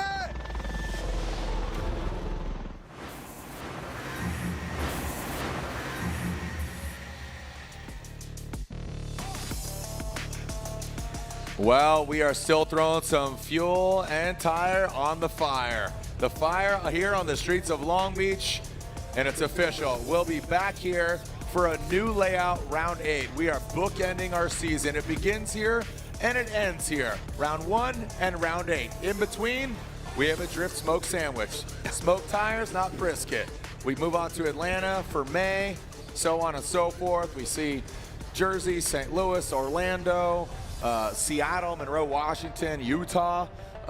We have some amazing rounds in between Long Beach, but before we move on to our finals, we know that Adam LZ is 3rd place, but in the finals, James the Machine Dean, 4-time champion, going against this man, 3-time champion, Frederick Aasbo, who's with Lorette Nickel. Jared, thank you very much. And down here, Frederick is obviously in his car and he was watching the broadcast. And what were you actually watching? So obviously we were trying to figure out how to bring it to the battle with James, and he's, as everyone can see, on point, the guy to beat out here. Excellent lead runs, excellent chase runs. So just mainly looking at his initiation style, looking at how he connects the track, where he slows down, and it's all textbook. So the good thing about that is that it's easier to chase. The bad thing about that is that it's James Dean, and one of the best guy in the world. Are you ready for the battle at hand? I was born ready. Best of luck, Frederick. Out for blood. I was born ready. This new season just really enters as lighthearted and fun and friendship and community it is. At the end of the day, there can be only one winner every round, every battle, and it culminates to now. He bigged up James Dean. He gives him his flowers, but he'd love to steal him right away from him. Let's relive what happened last year with James the Machine Dean.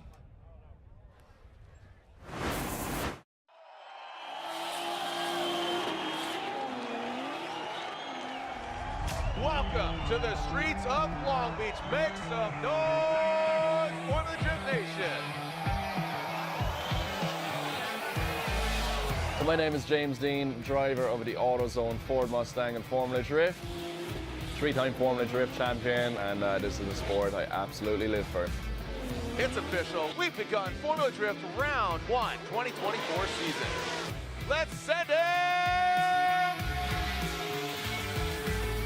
Long Beach for me, favorite track in the world. Got my first FD win here back in 2017, and I absolutely love it here. It's the best place to start the season. Yesterday was FD Media Day, so that's basically a day where we as drivers get to come out to the streets of Long Beach, basically blow the dust off the track and give some media rides to content creators and personalities, and it's cool to give new people an experience of Formula Drift and drifting in general.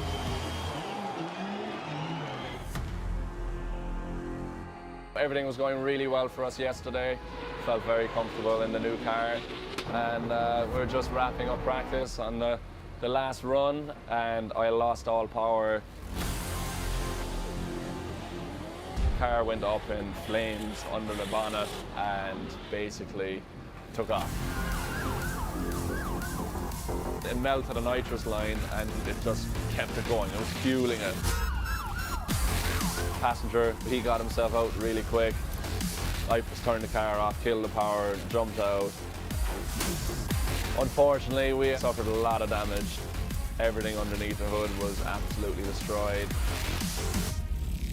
It was a scary situation. Luckily, no one was hurt. I'm just working hard to get back on track.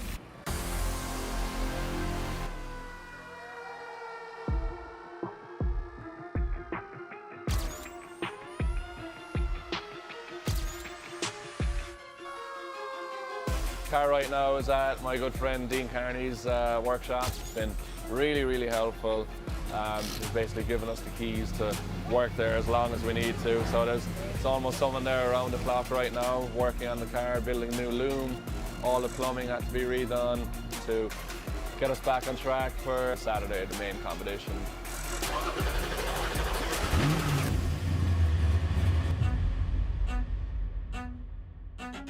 So we're back here at Long Beach after a crazy week after our fire at Media Day. Oh my God, it was insane. There's the machine, the three-time back-to-back-to-back champion. Look at this, look at that flambe door there. I mean, this thing caught fire so quick, and it burned really hot because it exposed the nitrous line. The team fully rebuilt the car, worked some insane magic to get us back here. I don't know what to even, my brain is so overloaded right now with stuff. RTR ready to rebuild, because man, that's what they do. They absolutely thrash to get the cars back out there. Here we go, our first battle. You know, we had the fire, but like I'm ready to get back in that car and just forget about it. That happened, that's then. This is now, keep looking forward, keep pushing hard, and it's motorsport. We know the risks. James Dean gets the win.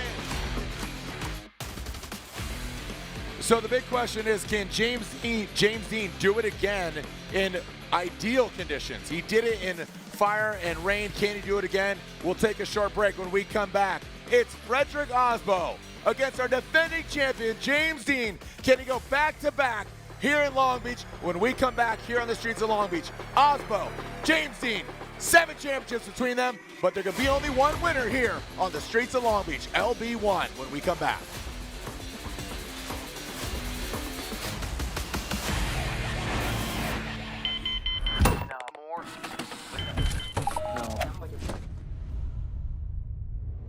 Is this it? This is it! We've been holding power you make for 30 years. But here's the real question. How much torque are you making? Because every single ACT clutch is rated by the torque produced at the crank. That's all your clutch cares about. Your power, your performance, your success. Unrivaled precision, power, and durability. Visit advancedclutch.com today. 30 years of precision engineering and performance excellence. Because every revolution starts at the crank. Need a little help? We got help. Need some advice? We got advice. No matter what you need, we have thousands of professional parts people doing their part to make sure you have it. Exceptional customer service. Just one part that makes O'Reilly stand apart. The professional parts people.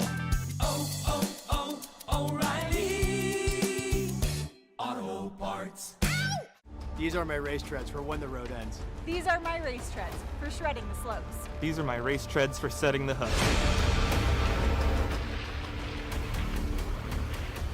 Racetreads.com. Tires for every adventure.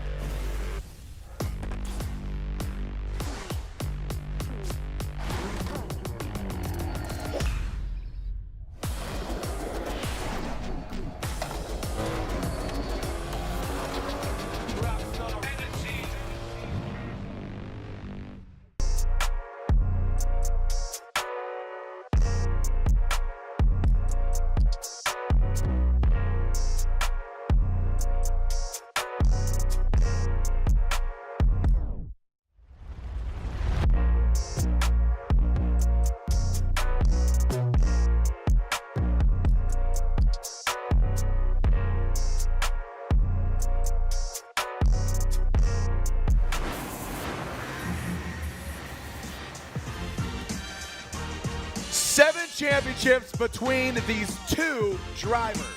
Most recently, obviously, James the Machine Dean, defending champion. And not only is he defending champion from 2024, but he had 3 previous championships before that. And also, here's some more frosting for your diet on top of that sweet cake of Nitto Tires, is he won here last year. We saw that little piece there from Nitto Tires. He saw fire, he saw rain. James Taylor, the Machine Dean, he saw fire and I've seen rain. Go ahead and play the tape. And he's going against Frederick Aasbo. Are you ready to send it? Long Beach! On 3, yo, send it. 1, 2, 3, send it! Here we go. James Machine Dean out front, Frederick Aasbo in the chase position. James initiates into that first outside zone. Here goes Frederick Aasbo. Look at the massive angle from James Dean. Frederick Aasbo chases him down.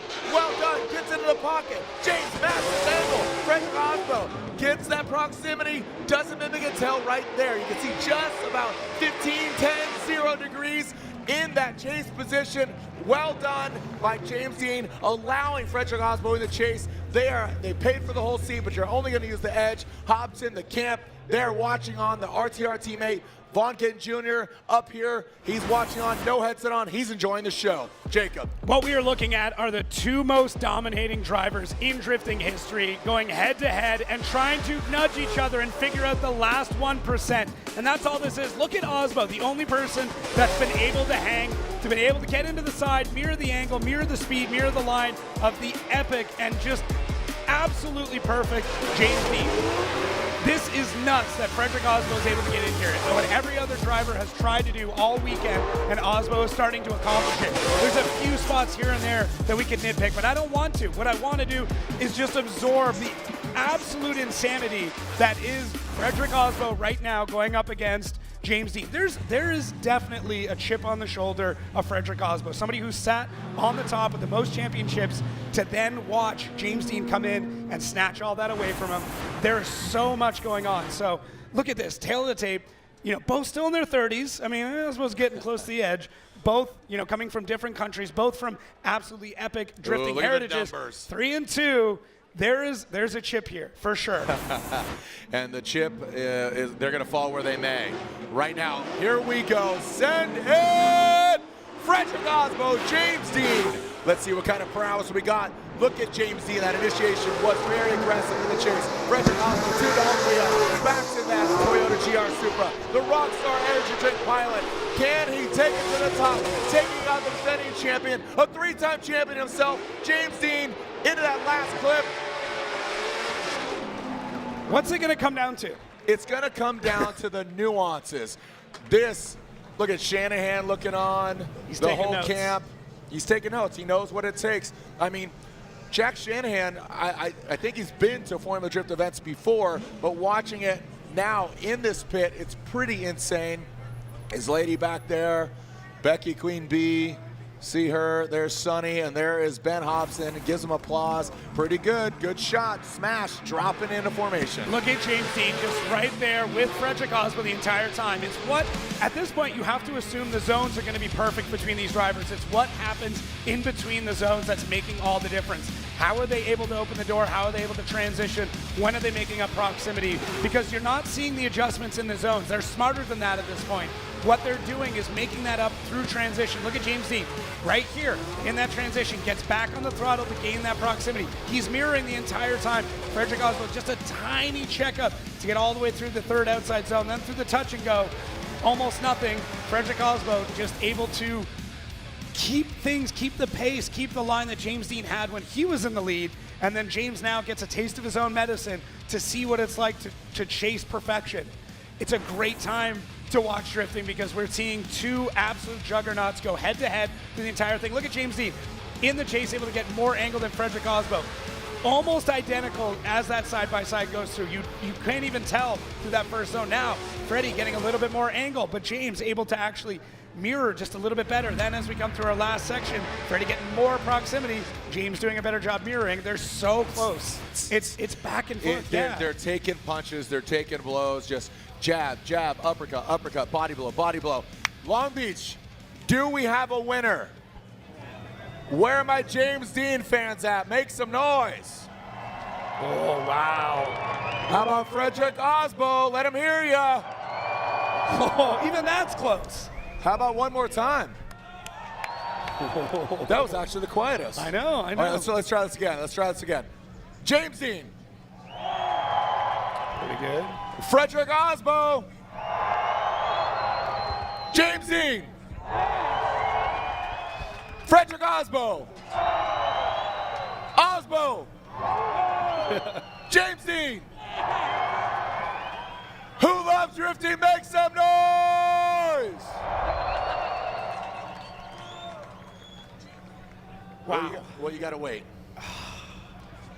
You gotta wait. Scott looking on. Shelby looking on. Oh, Shelby, the stress. I feel checking that. her hair. You know, even though she's a it's girl that working, nervous crew thing. chief on the car, still gotta, yeah. Crew chief of the year last year. Crew chief too. of the year. That's right.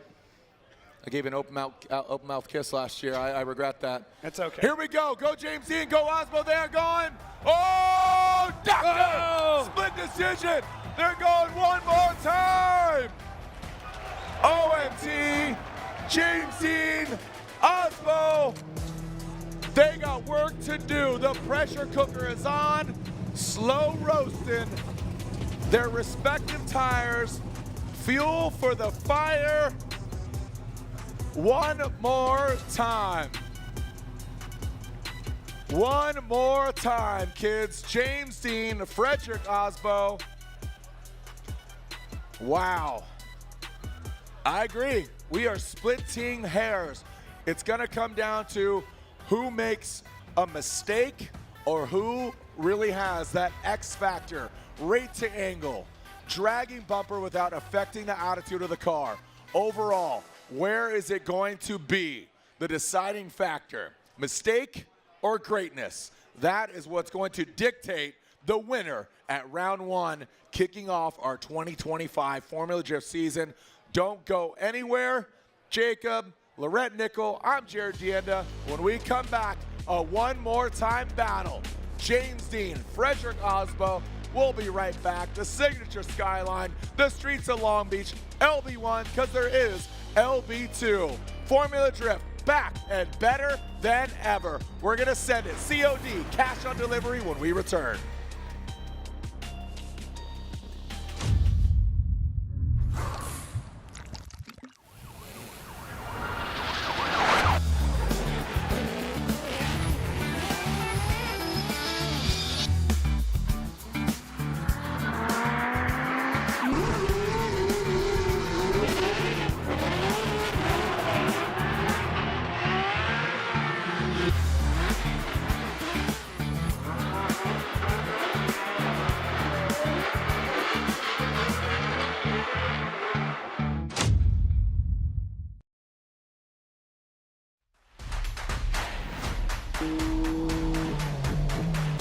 モータースポーツで得た高度な技術をすべてのレイズホイール一本に込める魂は永遠に変わらないビヨンド・ザ・レボリューション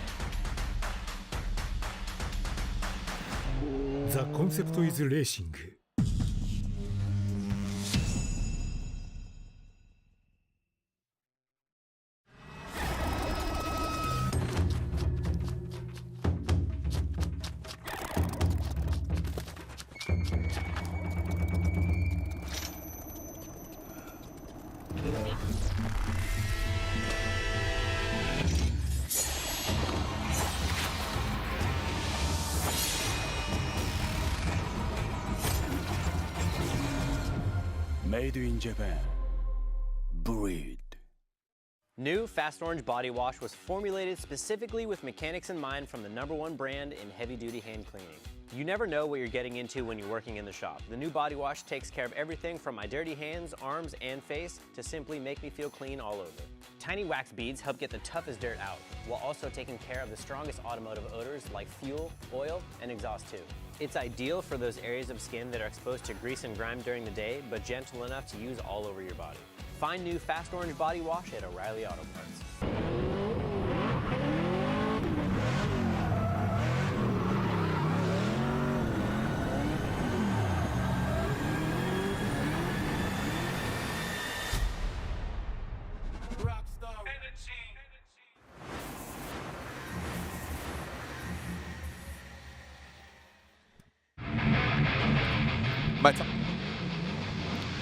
So here it is. Again, this is an initial, obviously digital. So Shoreline, that right there is where they end.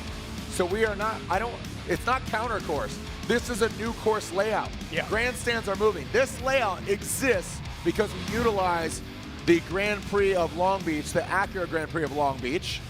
Next weekend, we'll be out here, FYI, Friday, Saturday night. I'll be out here talking some smack. We'll have some of the judges. We'll see, TBD, has some drivers. But that is a new layout because we are sculpting, designing, laying out a whole layout, navigating that bleacher across the way from the judges' stand. We're moving the bleachers, moving over there, moving well. So this is our sandbox, metaphorically. We're not driving on sand, obviously. Yeah. This is our playground, our asphalt playground, and we are constructing a first ever Formula Drift track here that we are laying out and designing, given the parameters of, if you look over there, there's light poles, there are some hardscape fixtures that we can't move that we are navigating around. Yeah, but even with that being said, if you take a look at that layout, it's all outside zones, which means the tandem is going to be incredible. We've got both a massive radius on one section. We've got a couple of decreasing and almost like doubling back sections on it. Yep. So it's got a lot to it. There's a lot of dynamicism to it. It'll be a great track to watch, but not an easy track to drive. Right. You know, the undulations, it's not, doesn't have the bank, doesn't have that. It's very comparable to this. I don't think it'll be as fast, but it might be as technical and swoopy and fluid, which I think will really showcase some driving. You know, it's going to be what I think to be a little tighter than E-Town. It's going to be tighter than this. But overall, it's going to be an interesting way to end the season. You know, here we go from round 7 going to round 8. Irwindale, it's like you pump up, you big bank, big. It's actually kind of funneling down to this technical track. So it's a whole different attitude, mentality, car setup than previous years with that final round being Irwindale. You have so much track knowledge of, you know, Formula Drift, respectively 21 years of knowledge, depending on when you came in. If 04, 2014, 2020. This is new for everybody. It evens the playing field a lot, and it's a good mix of a lot of the elements that we like from different tracks, whether it's that big, long, high-speed entry that we see on lots of tracks now, that big arch that is kind of conducive and a bit of a throwback to what you see in Irwindale, where you've got this long section where people can really get in tight and tandem. Then you get some of these decreasing sections similar to the keyhole that you find in Atlanta. Yeah. So it's kind of an homage to multiple different tracks and multiple different layouts that we've had. Also adding in the fact that it is all walls again. So you're taking the craziness that we've got here, we're adding to it. I'm so pumped for that layout. I think it's great. It's technical, it's tight, it's unique, and it's right here in what Ryan said in his speech. Thanks to him, this is the home of drifting. This is the home of Formula Drift. This is a custom-built track. Thank you so much to the Long Beach Grand Prix Association. They have been nothing but kind to us over the years. And the city of Long Beach, thank you to them. Thank you to all the police force, the fire department, everybody for allowing us to showcase what drifting is and the progression of it over the years, showing that it is a pinnacle motorsport, the driving prowess, the cars, the manufacturers, Ford, Toyota. Look at this. I mean, you know, many moons ago, Ford and Toyota, what? Now here we are, debuting cars, and here we go. We are about to send it! James Dean, Frederick Aasbo, one more time. James the Machine Dean initiates into the outside zone. Boom, right there, once again, just like clockwork. Back at it. Look at Frederick Aasbo. He's backing hard. That disrupts Frederick Aasbo quite a bit. Aasbo had to back off. Didn't know if there was contact. As we get blinded by the smoke, James Dean went hard into that third outside zone. Look at that, shedding that back bumper. Keep in mind, I don't believe, if I can recall, I know James hasn't called the competition timeout. I don't think Freddie has called the comp timeout. So we'll find out. I could see Steph Papadakis over here. Yeah, I mean, we're gonna have to take a hard look at this and really understand there's so many different elements at play when it comes to this, and everything happens so quick. So let's get back to our airforce.com replays. Take a look. Things start off incredible. James Dean doing exactly what he normally does, and Aasbo mirroring even better than he did before. Now, outside zone 2, James pushing hard. and just adds that bit of angle and gets into the wall and kind of brings Freddie in with it. This is where things get, you know, very precise. We've got to be very careful with language and how we talk about this, but Aasbo is following James as best he can, and now James hits the wall, disrupts the car, undoubtedly disrupts the car. Yep. Freddie is right there, and you almost can use a tap like that to push off and keep going. We've seen it a few times this weekend. Perfect job through outside zone 1. Nearly perfect job through outside zone 2. And then right there, wow, he gets into it and then shoots out. These cars are built to handle an impact like this, but he's basically into the wheels. Frederick Aasbo's got nowhere to go as he's chasing him in towards the wall. And we're gonna see it, hopefully, with an overhead view or a drone view here in a second. You can really understand what that line is like going into that section as we take a look down at the... Yeah, and James backed it in, and you saw him kind of bounce and shoot out. The angle is the question, and this is where I was talking about. It comes down to the X factor, something, wow, I haven't seen that before. Yeah. And just that rate to angle or the impact on initiation, or is it a mistake? You know, so wow, look at this. No problem out. Gangsters, absolute warriors of Formula Drift. Frederick Aasbo goes in, initiates. James Dean, he's in touch. Look at James shaking up. This is a James we have not seen at all. And Frederick continues on. James Dean transitions into that final inside clip. So taking a look at that, I am wildly surprised that neither of them, gladiators of the sport, hey, round of applause of both of these 3-time, 4-time champions, 7 championships, easy for me to say, 7 championships between the two drivers. There is Freddie's team. Look at them. Come on. Yep. As the kids say, LFG. Nearly 1/3 of all championships in FD history going against each other right now. Let's Frederick go, he says. This is nuts. Now look at Freddie. He's not going to assume he's got an advantage. He's going to drive as hard. James might assume that Freddie's got an advantage, but look at this from James Dean, able to tuck in through outside zone 3. Frederick Aasbo just on a beeline. Same thing, just really showing James Dean exactly what everybody else had to fight through and experience. As Justin Smash going to new heights here for these battles. Look at this dive in from him, and look at the dive from James Dean. Transitioning at it, so you can really understand the speed of these drivers and how hard it is to handle how these cars are. This is not easy. They don't want to be doing this. They are forcing it every single step, every single foot of this track to get them to do what we're seeing them to do. Faster, more aggressive, more angle than we've ever seen in drifting. It's absolutely epic. Yeah, and you know, as they run out of potentially talent, you can see the team. Is this premature celebration? Are they feeling that confident? Gosh. James Dean, that was the James we hadn't seen before. They're coming back out. Let them know you're here. James the Machine Dean.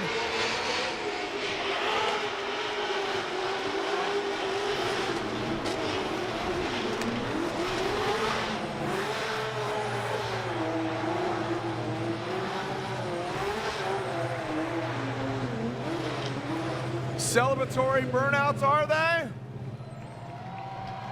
Make some noise for these two champions of the game. James the Machine Dean, Frederick Aasbo, and joining him out there, 3rd place, Adam LZ. We'll let them get out of their cars, and we'll announce the winners. James giving his car a little love tap. James walking over to Frederick Aasbo's car as he gets outside of his trusty steed. Long Beach, big round of applause for all 3 drivers, all drivers. Thank you to Cal Club, thank you to FD staff, thank you to our sponsors, thank you to the crew, thank you to our judges, Reese, Marin, Brian Eggert, Robin Ishida. Vernon, we'll see you throughout half of the season. Thank you, Jacob. Thank you, Lorette Nickel. Thank you, Jared. Yeah, man. Thank you. Round 8 has been announced. Thank you to Cal Club, the corner workers. We'll see you guys next weekend here for an invitational, the Super Drift competition at the Acura Grand Prix of Long Beach. We're here Friday and Saturday night, so come join us. Go to Pike Bar, Cherry and 4th. Best bar in the world. Go to Ism Brewing, get a Send It Long Beach, extra pale ale. Got the Send It Gremlin there. Go check it out, grab a beer, some hugs. Mario giving him a hug. Let's announce our podium here on track, and we have our podium ceremony just behind us, including our seating bracket overall winner, Daniel Stuke. And now, our podium at round 1 of the Formula Drift Pro Championship. Finishing 3rd place, finishing 5th overall last year. He wants to better it behind the wheel of his Drift HQ BMW. 3rd place at round 1, Mr. Adam LZ.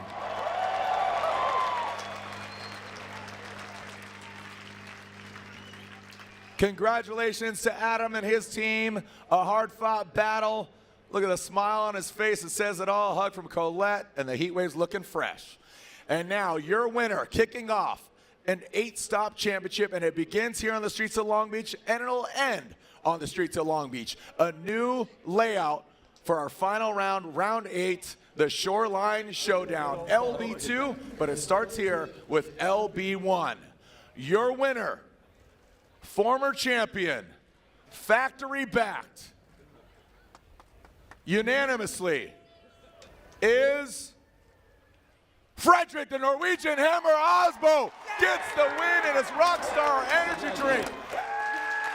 Kenda Tire, Toyota Supra. And that means 2nd place goes to your 4-time and defending champion of the AutoZone, Pennzoil Mustang RTR Spec 5 FD Netto Tires, James the Machine Dean, 2nd place. What a way to kick off our 2025 season. Lorette Nickel down there in the sea of smiles. Mrs. Salmon Pants, she's swimming upstream and she's ready to get that interview with Frederick Aasbo. Lorette, down to you. Frederick Aasbo's last win in Long Beach came in 2018. So unbelievable work. How brave did you have to be here, Freddie? I mean, you have to be brave even to enter this competition. That goes for all of us, and we're putting it all on the line. And it's not only that, you need to have everything working for you, and today we had that. It was a brave move for us by the numbers going to Kenda this winter, but I think we've proven now that it was the right move. Ecstatic about the tires at Kenda Vestas. The team obviously built a fantastic car, the boys, Steph, Sean, Mario, Matt, and Jen. Jen, you're one of the boys now. But it's been amazing, and I think the biggest testament goes out to my homies back home and all the winter drifting I've done. All the ice drifting paid off today. I felt really comfortable in chase, and even though my leads weren't fantastic, the chases felt really good. And a first win for Kenda as well. That's right, first win for Kenda. All right, Freddie Aasbo, congratulations. Ladies and gentlemen, your winner, Frederick Aasbo, Long Beach 2025. Congratulations. Thank you so much, Lorette. Yeah, great note there. Kenda Tire getting #1 there. Congratulations to them. Switching it up. Freddie tuned it up, turned it up. James Dean, unstoppable. He pretty much stopped himself on an outside zone 3. Congratulations, Freddie, James Dean, Adam LZ. What a podium. James knocked off that pedestal a little bit, but guess what? If that's a little taste of what we're going to see the entirety of the season, it begins here and it ends here again. The only way to take down James Dean right now is to force him to make a mistake, and that is what Frederick Aasbo did. He took it to him, he showed he could hang, showed he could put down the same lead run, the same chase run, and force James to go 1% further than he should have, and that's it. That's all it was. And absolutely incredible to see, and this is just the beginning of the season, man. Yeah. It's only getting better from here. Absolutely. Thank you so much, Jacob. We'll see you in Atlanta. Yes, sir. In May. Check your schedule. For tickets, formulad.com/LB2. Thank you to all the drivers, all the crews, all the team, the sponsors, FD staff, Cal Club, of course, Lorette Nickel. Thank you, Jacob. You're going to have a podcast down there on the podium. You can take off if you want, buddy. And we'll be celebrating over here on the podium. Our 3, 2, 1. our seating bracket winner, Daniel Stuke. And my name's Jared Gianda. Thank you so much, babe. I'll see you soon. Parker Jet, I love you. Tyson Bravo, love you. We'll see you online, or we'll see you another time. We will send it in Atlanta at our next round of competition, May 8th through the 10th. Road Atlanta, the birthplace, the womb. For the 22nd time, we'll be back at it like a track addict. Congratulations to Frederick Aasbo, your points leader after round one. Also, congratulations to Larry Chen. Larry, congratulations for your Formula Drift Hall of Fame induction. You deserve it, brother. Proud of you, love you, your wife, your kids, your mom. We'll see you online, or we'll see you another time. Thank you, Kemp, and the whole Transition Productions crew. Send it, Long Beach. See you in Atlanta.